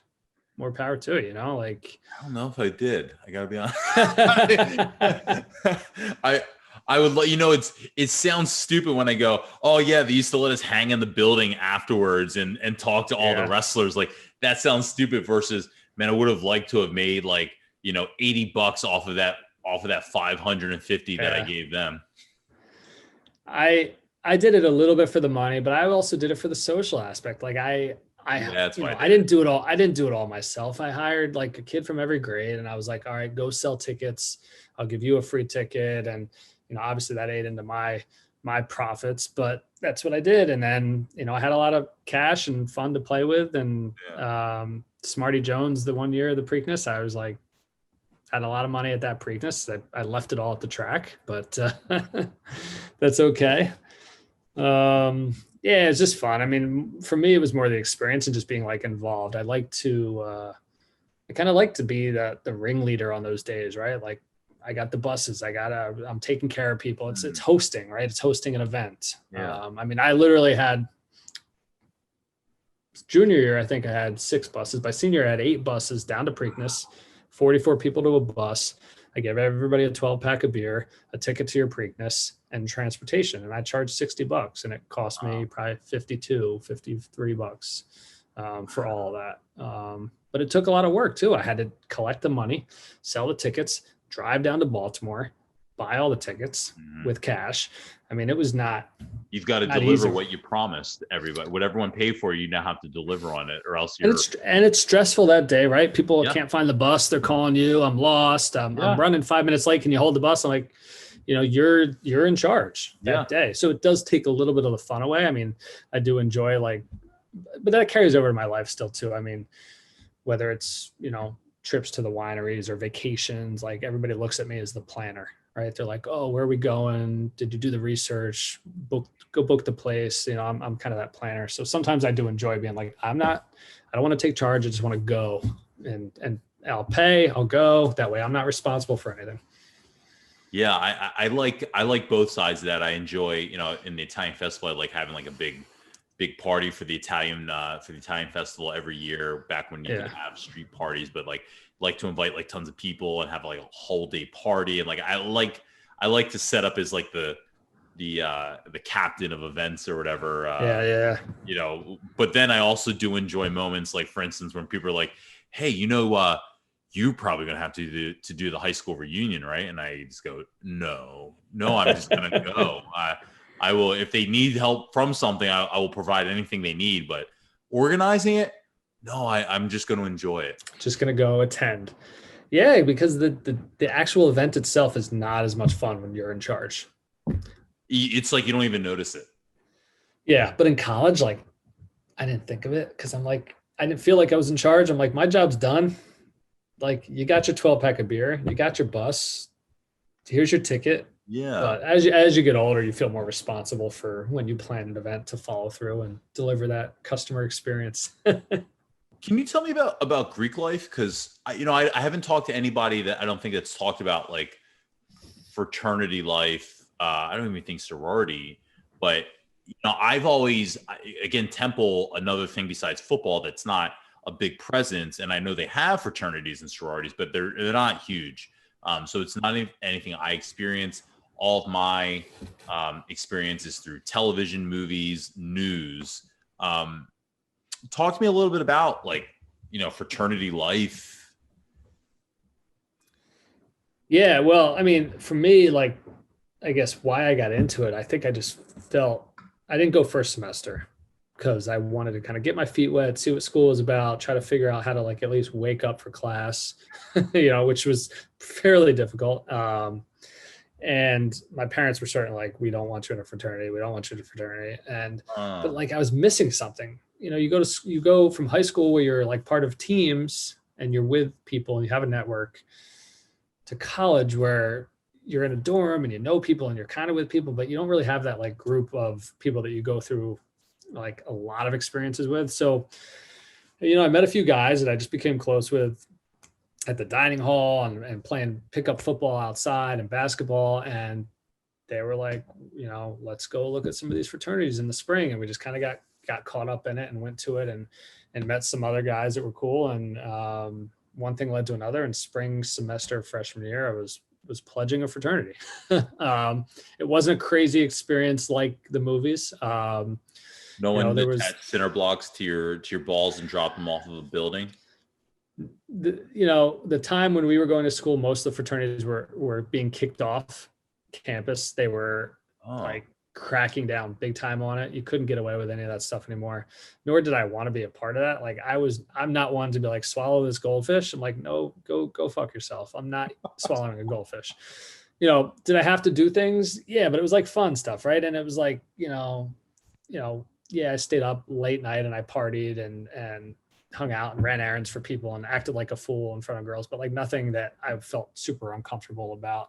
So it was a great group of guys at Delaware, and I'm still friends with most of them to this date. I mean, we've got our ongoing since 2002, our fantasy football league that we still play in. We take an annual trip where we all get together, which is now like tons of kids involved too. But it's just it was a great experience. And I think for me, it like kind of completed college, where like high school was school and sports and college was like the fraternity and school. We weren't a fraternity that we didn't have a house. All the guys that I lived with, there was 5 guys. We were in the same fraternity, but it wasn't like a fraternity house. So it wasn't. What fraternity was it? Pi Kappa Alpha. Okay. Yeah. And then we ended up getting kicked off right after I graduated again for breaking all these rules, but we were laid back. I mean, it was nothing crazy. A lot of like business entrepreneurial type people who liked sports, who played sports. We had a couple athletes who actually played on the football team and basketball team. And then we had a couple guys that just played club and like pickup games, and good mix of people, very diverse. Yeah, it was fun. Did you do sports in college? Just intramurals. Just intramurals? Yeah. Yeah. So then at what point you're in the business and you're in the marketing realm in college, where does a job or a career start to formulate for you? I still had no idea. Wow. Yeah. It didn't formulate. It just kind of happens, right? It's like, I got this degree. I'm done with school. All my friends are going to New York to work at the banks. I'm like, oh God, do I want to, I don't know. Manhattan's not for me. I don't know what I want to do. So I met a girl in school. She was like, I love California. I'm like, oh, I've lived in California. I could take you there. I've got some family there. So we went to California to visit. Decided, okay, this is cool. This would be a lot of fun. And she's like, I'm moving to California. And so I looked in the mirror and said, if I want to stay with this girl, I better move to California. So we went to Cali. Three of us, all from Delaware, rented I saved up for the summer. Who's the third? He was another guy at Delaware. Okay. So one of our friends, mutual friend, we rented a U-Haul and drove across the country right after Katrina. Wow. So pretty wild. I mean, everybody was like, come work at JP Morgan and this, that, the other thing, 80 hours a week. I'm like, no, thank you. But I still had no idea what I wanted to do. So I moved out there. I was catering. I was, my girlfriend was babysitting and nannying, and we were just kind of doing odd jobs to get through. And then I ended up going to work for Enterprise Rent-A-Car. Oh, yeah. I mean, the only qualification that you needed to go there was a college degree, I believe, at the time for the kind of management training program. But it was pretty humbling. It was pretty humbling signing my offer letter, and they paid hourly at the time. And I'm like, I just got a degree from University of Delaware and I'm making $9.23 an hour. Wow. I made more bussing tables at Bluebell Country Club. Yeah. So I definitely made more at Wawa. Absolutely. Now we made you get commission, overtime, time and a half. And then when you get promoted, then you start getting the commission on the branch and how, the car sales. And, but I didn't realize that at the time. I'm like, $9.23 an hour. I got to wear a shirt and tie, and I have a college degree, like crazy. But anyway, I bought it hook, line, and sinker, and put my time in and worked my way up a little bit there. And then I rented a car to a guy at Coors Brewing Company, and he was telling me about the beer industry at the time. And it was kind of before craft beer. Sam Adams was around. Blue Moon wasn't even out yet. It was Molson Coors, a lot of imports. Corona was big. Stella was big. And he happened to be hiring this team of salespeople around the country, and we just hit it off. It was one of those things. It was just like by chance I somehow got in that car that day. And a few weeks later, I was in Denver. I was in Golden, Colorado at Coors Brewing Company interviewing, and I got hired by Coors, and I was selling beer in Southern California at 23 years old. It was perfect. Wow. What does that mean, selling beer? I worked for Coors. So I was a sales manager for Coors Brewing Company. I had a big territory. I was a very specialized sales role within the organization that I'm not going to bore you with. But anyway, I had a territory of Orange County, LA County, and then 2 counties in Arizona, where I was a rep for Coors Brewing Company. Wow. Amazing. And so I learned consumer goods and packaged goods. And that was like, I went out and saw where they made Blue Moon for the first time at Coors Field. It was kind of the rise of craft beer, the rise of like packaging, right? Like, and how packaging was so impactful. I mean, I was there when Coors made the mountains blue on the bottles, and how packaging impacts the consumer decision. So, I learned a lot there. And then I took that with me. And when I moved back to New York, and just kind of have worked my way through a lot of different companies at all different levels. Well, that's cool. So yeah, it was fun, but still, I mean, I just got lucky. I had no idea what I wanted to do. And, I was like working at Enterprise. I'm like, I know I don't want to rent cars for my whole life. And I just kind of got lucky.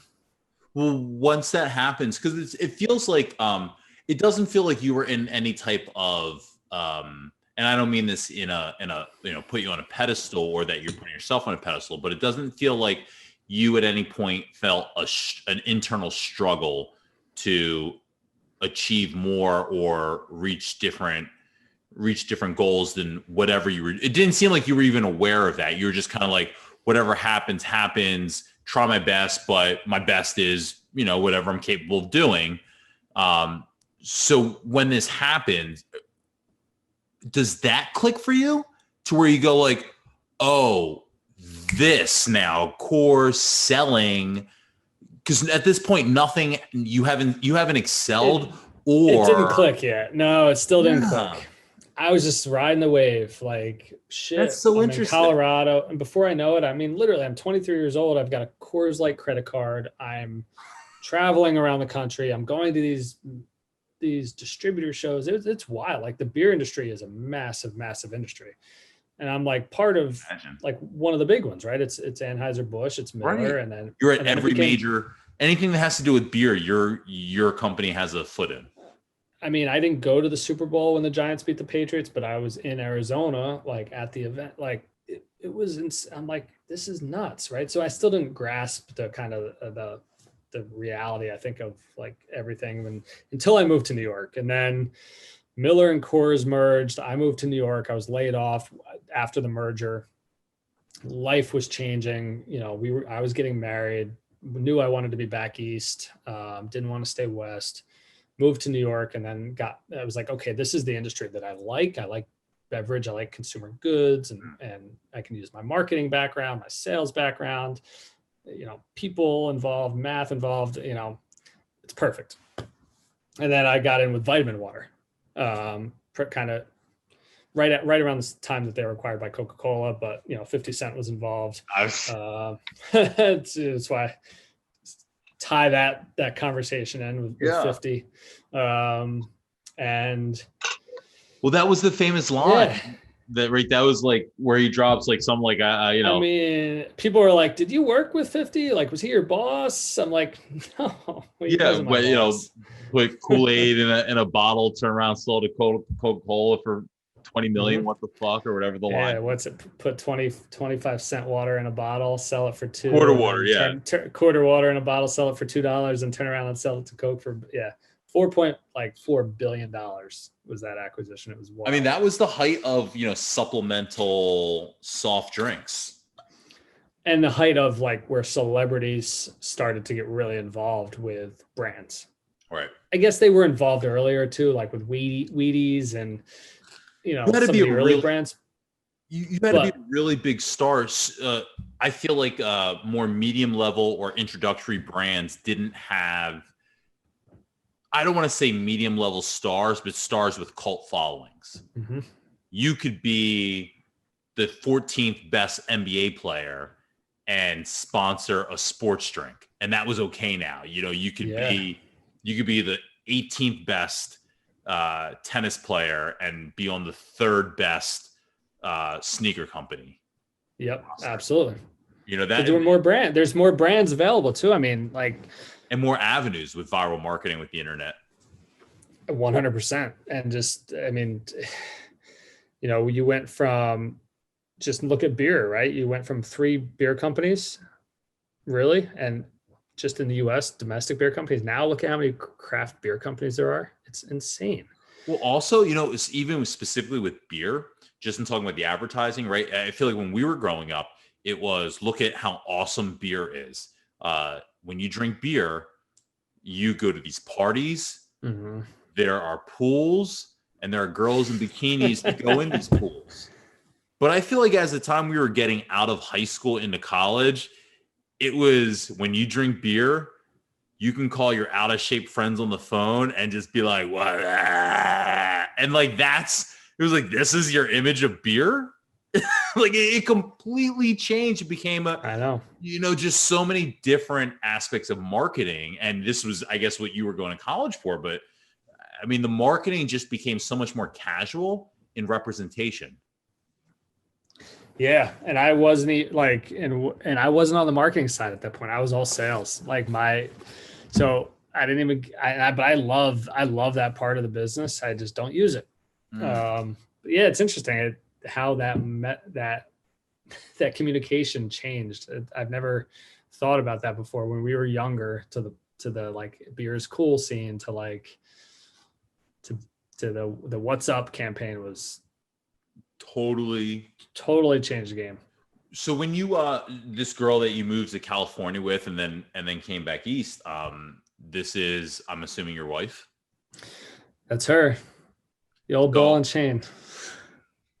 What's her name? Her name is Rhiannon. So named after a Fleetwood Mac song. So where did you actually meet her then? So we went to Delaware together. Both in Delaware. Okay. Yeah, she's from Long Island. We both went to Delaware.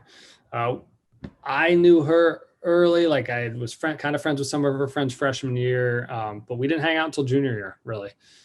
mutual friends, started hanging out, and then, really picked it up senior year, dated senior year, and then moved to California together right after.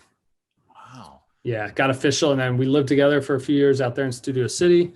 Great experience. Love the West Coast. I'll tell anybody, like, if do New York, one of the big East Coast cities, Boston, New York, Philly, or go west, just experience something different than what you're used to growing up. And but then it was time, after 4 years, it was like, okay, it's time to grow up and figure out where we're going to settle down. Being that you kind of had like these stronger New York roots, and you were aware that you weren't from Philadelphia originally, even though that's, probably your most memories, versus like Yuka, who came at a start of high school. Did you ever kind of have like an end game or I want to get back to you? Was that ever like boy, I want to see what this is all about, kind of knowing what my roots are, that I'm not from Philly? Did you ever feel like you wanted to? I felt like if I were not with Rhiannon, I would have been back in Philly. I would have probably, if I didn't go to California, maybe I would have moved to New York, but I probably would have just gone back home and stayed in Philly, because that's where I grew up, second grade on, right? I didn't know New York. I didn't know Dallas. I didn't know Southern Cal that well, so I didn't like PA. Bluebell was my home for many years. That's what I knew. That's what I was comfortable with. Honestly, I moved back to New York because opportunity, jobs allowed us to. Her family is all in New York, so it just kind of worked out. Okay. So then how long before you get married? Got married at 26, pretty young. Moved back, got engaged out in California, and then planned everything kind of back and forth across the country a couple times to plan the wedding, and moved back right at the end before Christmas in 08. Got married in May 09. Wow. And and then first kid in 2011. Wow. So it was like, bam. Decade. Yeah. But of being a father. Oh yeah. He's 9. The oldest is 9. So it's been crazy. It felt like a long time ago, but it also felt like it was just yesterday, 2011. Well, it's funny because like when I ask it like that and you run through it like that, it's like, yeah, you just kind of like, yeah, like married, like met her, moved out to California, engaged, came back east, then had kids. But then when you say the date, I just go, oh shit, that was so long. Like that's when I was at WWE, and like I categorize that as like a really long time ago. So like when you were that's when you started having kids. Go, whoa. See, I'm the opposite. Like I feel like the last 10 years for me were like a blur, and I feel like I'm like 2 years ago, 2008 was like 2 years ago, right? I mean, that's my mentality. I think it's because I've just been, when you have children, everything changes, and it's like everything revolves around them, and life goes very fast. So for me, it's like that was just yesterday. See, I'm like that with 2000, with the year 2000, 10 years prior. Oh, yeah. Where I go like, that wasn't that long ago, and I go, 20 years is a long fucking time, dude. And oh my god. Yeah, very long time, but not really. At the same time, it's all relative. It is, but like when I ask questions like, Dustin, what was your favorite movie in high school? That's when like these things come out where I go, that was a really long time ago. That was a long time ago. I know. So what was your favorite movie in high school? I mean, still probably all time Dumb and Dumber. That's I've never seen it. I've got something weird happened with me with Jim Carrey after Ace Ventura. I loved Ace Ventura, but when The Mask came out and then Ace Ventura 2. Yeah, that wasn't, I don't even know when Dumb and Dumber came out. So I just like know that I loved Ace Ventura there, but Dumb and Dumber is now one. Like I'm not going to go back and watch Ace Ventura now if it's on, if I'm flipping through, but if Dumb and Dumber's on, like just, I got to keep it on. The one-liners are so great. Dumb and Dumber was high school. Old School was college. Yeah. it's I love old school. Yeah. yeah, you can't get much better than I mean, you have to go watch Dumb and Dumber. I mean, you're a big movie guy. I am. Like, you have to go watch Dumb and Dumber. All right. Can we, will you make a deal with me? Will you talk about Dumb and Dumber with me if I go back and watch it? Absolutely. I'll rewatch it. I'll make it a Yes. better deal. I haven't seen it probably in 2 or 3 years, start to finish. I'll rewatch it. I'll make my oldest boy watch it with me. Yes. As long as you watch it, we have to I watch will. it. Yeah, tell me when you're watching it. I'll rewatch it. So then from coming here to New York, then, what happened to where, I mean, the vitamin water, and then you're now doing something with this lemon. By the way, the name is incredible. Have you tried it? I haven't tried it yet. I don't even. Shit. You said it's coming to Philly, but is it here yet? So we're in. Do you have Target by you? Yeah. We're in some Targets. I'd have to check and see which ones we're in. We're launching in Philadelphia probably February or March. Awesome. So we'll be in Acme, Giant. We just launched with Wegmans. So if you've got a Wegmans close by, or I don't think Philly. so.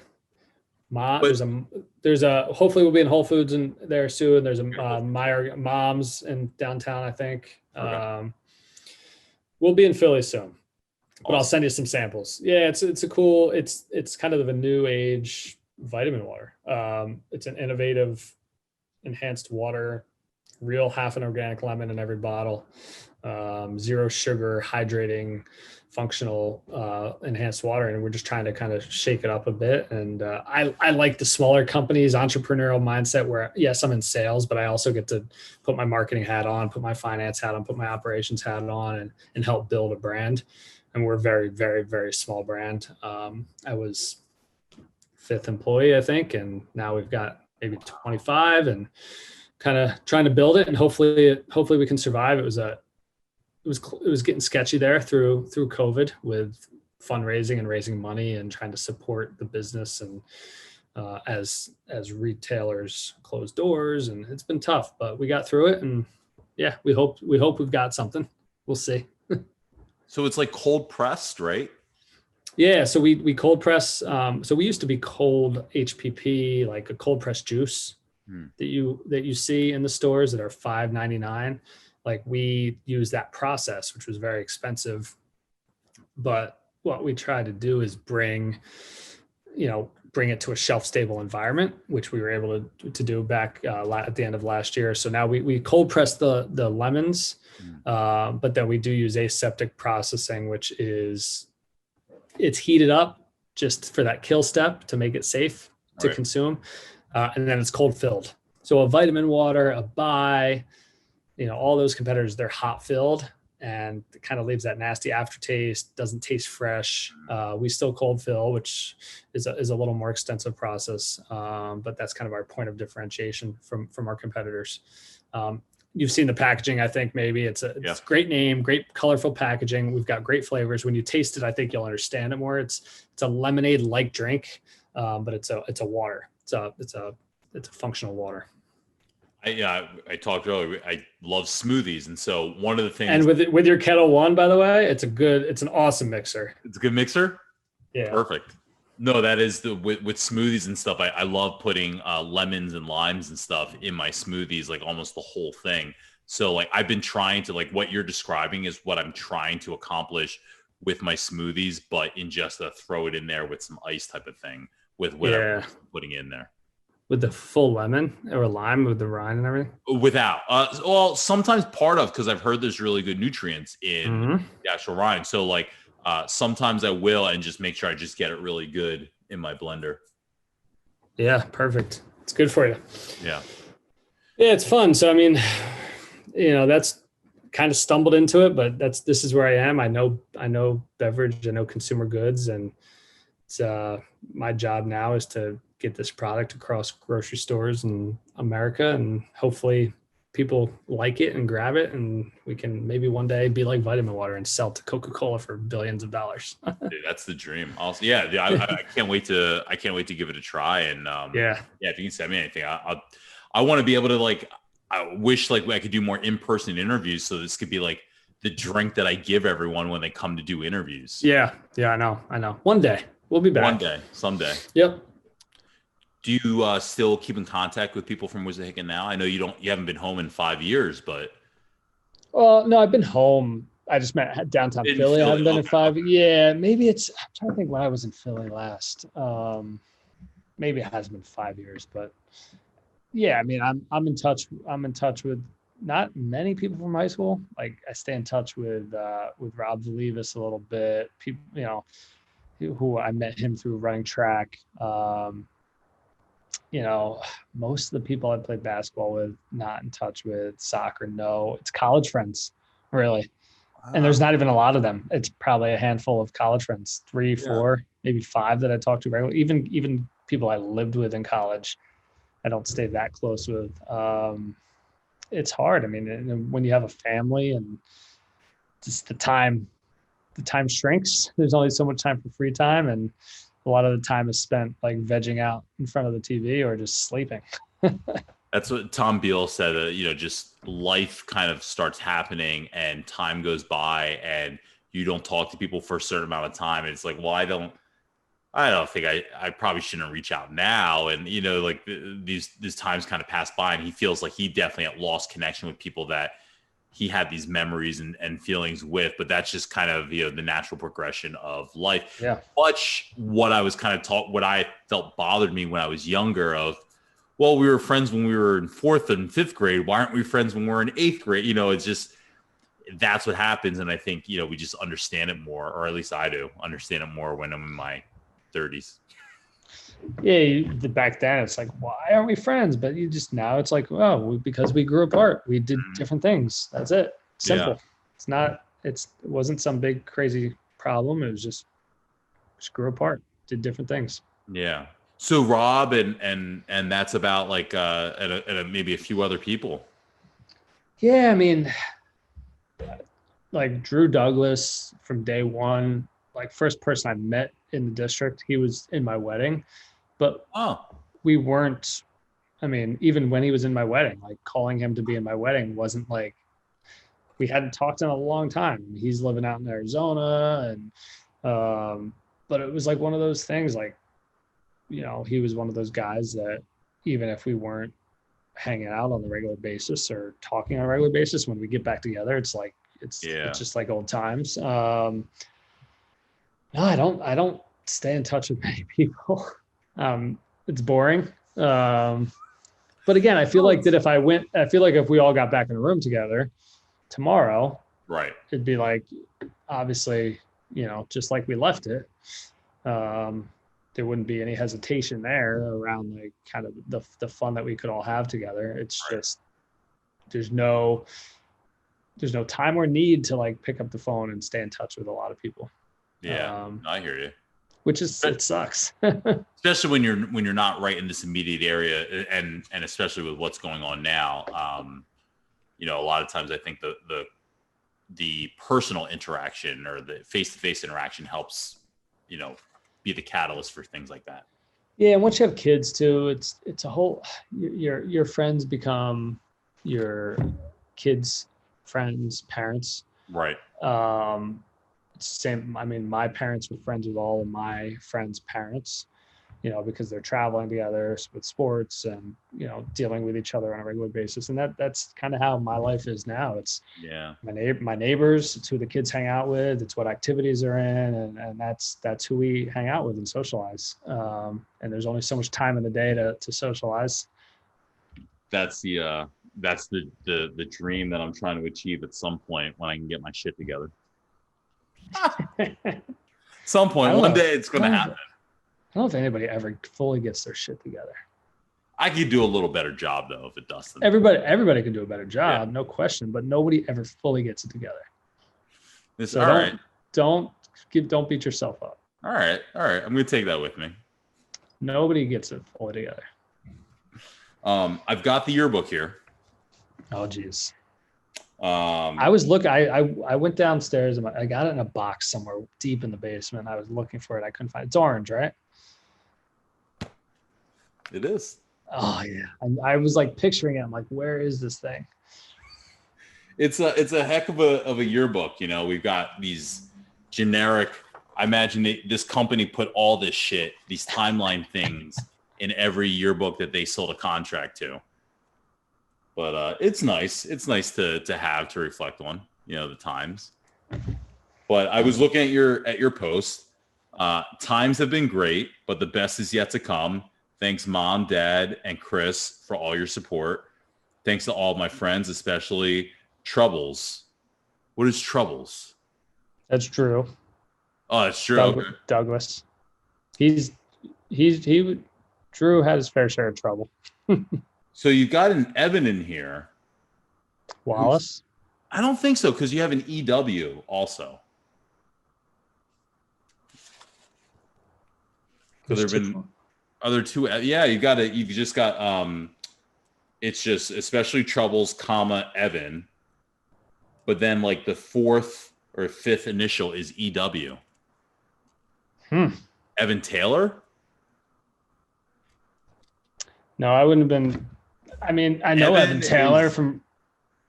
Evan is just that large dude. He needs the two shout outs. He needs two shout outs. Absolutely. Maybe I just forgot of short-term memory loss, right? I just completely forgot that I named him. E-double needs a double shout out. Oh my God. His album came up on my Spotify the other day. I just had to go it's with so it. good. I mean, no one's really. I guess I haven't really talked to anyone Amma was friends with Evan, but I guess you played with him. What was that? Just being. Yeah, we were closer. We were pretty. We played 3 years together, and I didn't know him prior at all until playing basketball, and then very, very close. Right, he went to Shady Grove, so I knew him from fourth grade, fifth grade. Yeah, I didn't know him until basketball. And then playing together was just that connection through that, and spent a lot of time at his place, and he didn't live far from the high school. So it was a lot of practice to Wawa to Evan's place to back to practice. And Evan, Kevin Rogers and Bill and a bunch of those guys. And then I didn't separate from that group, I guess, because I'm still friends with them, but I wasn't as close with all them at the senior year and toward the end of senior year as I was earlier. Well, because you changed sports. It was a new season.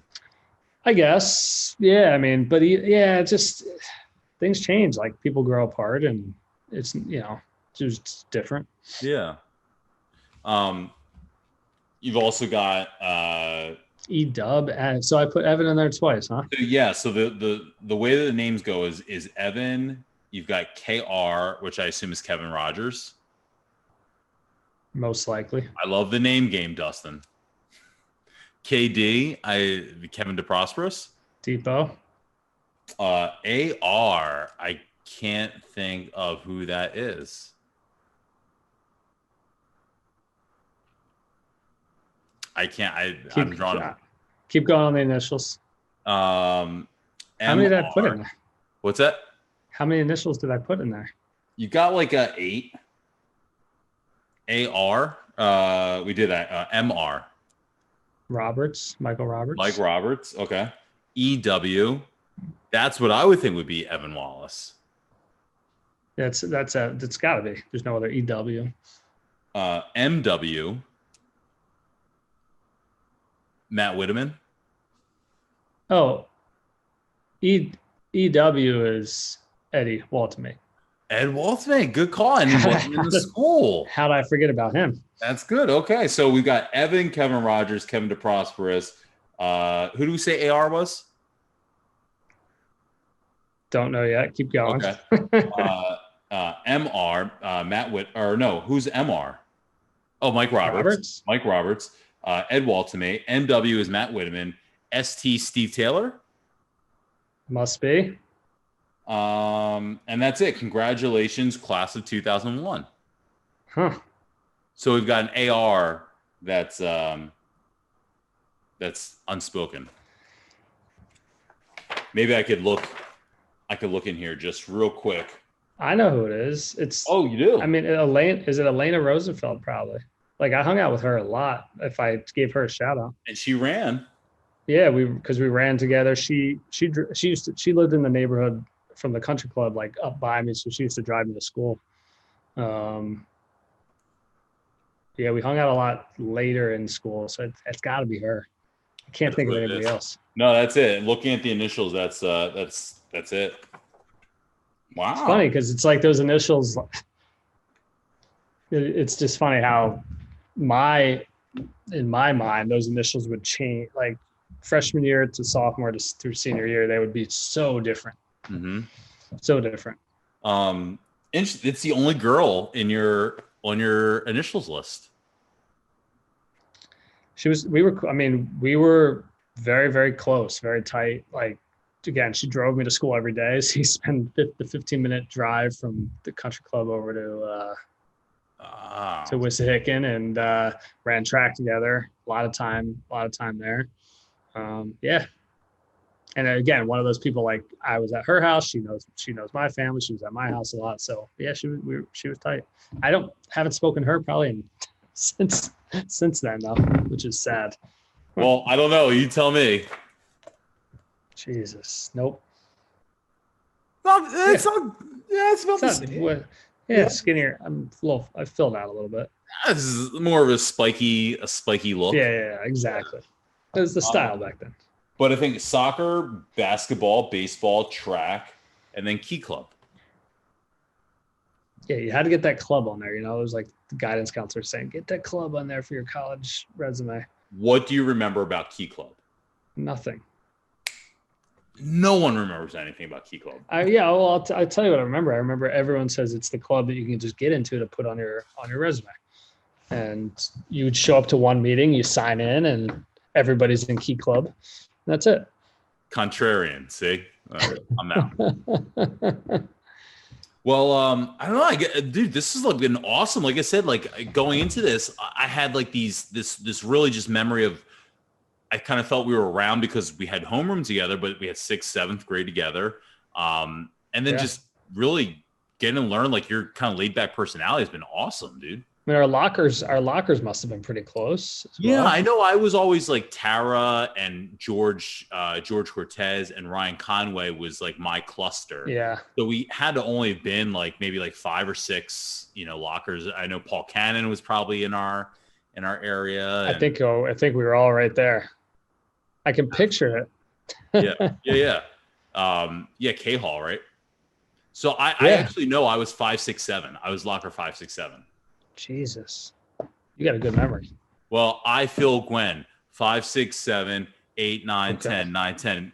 The Rain by Missy Elliott. That lyric helped me remember when I go, okay, I feel Gwen 5, 6, 7, 8, 9, 10. 5, 6, 7 is your locker number. Wow.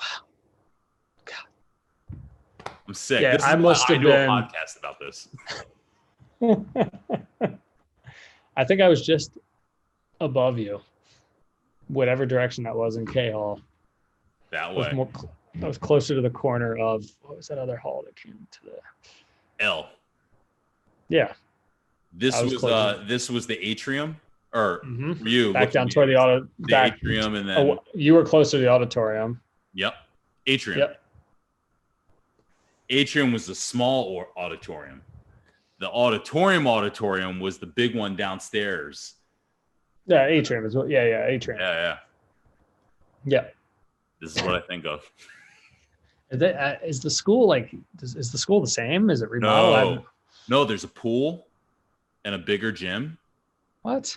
Yeah, there's a pool and a bigger gym, like an Olympic size dome. Pool. Like the dome is not the dome anymore. The dome is different. The dome, I think, is where the pool is, but it's like an Olympic size pool inside the pool. And awesome. I think it's a bigger encompassing thing. Wissahickon. Maybe that might have to be the event, like some sort of like a tour. I think we need to take the We Weren't Friends in High School tour. Well, you remember how much it changed while we were in school too, right? The construction, it was like all of a sudden there's these new hallways and we're like, what? Well, our homeroom with Mr. Gottlieb was in the new D hall in the brand new science wing in senior. Yeah. Absolutely. Was it upstairs, right? Yeah, upstairs. Yeah, the school. I mean, I remember all the fire drills and that, like dust getting into the system and gas evacuate the school all the time. It was a disaster. I blame them on my migraines that I get monthly. It's a good one. I never thought of that.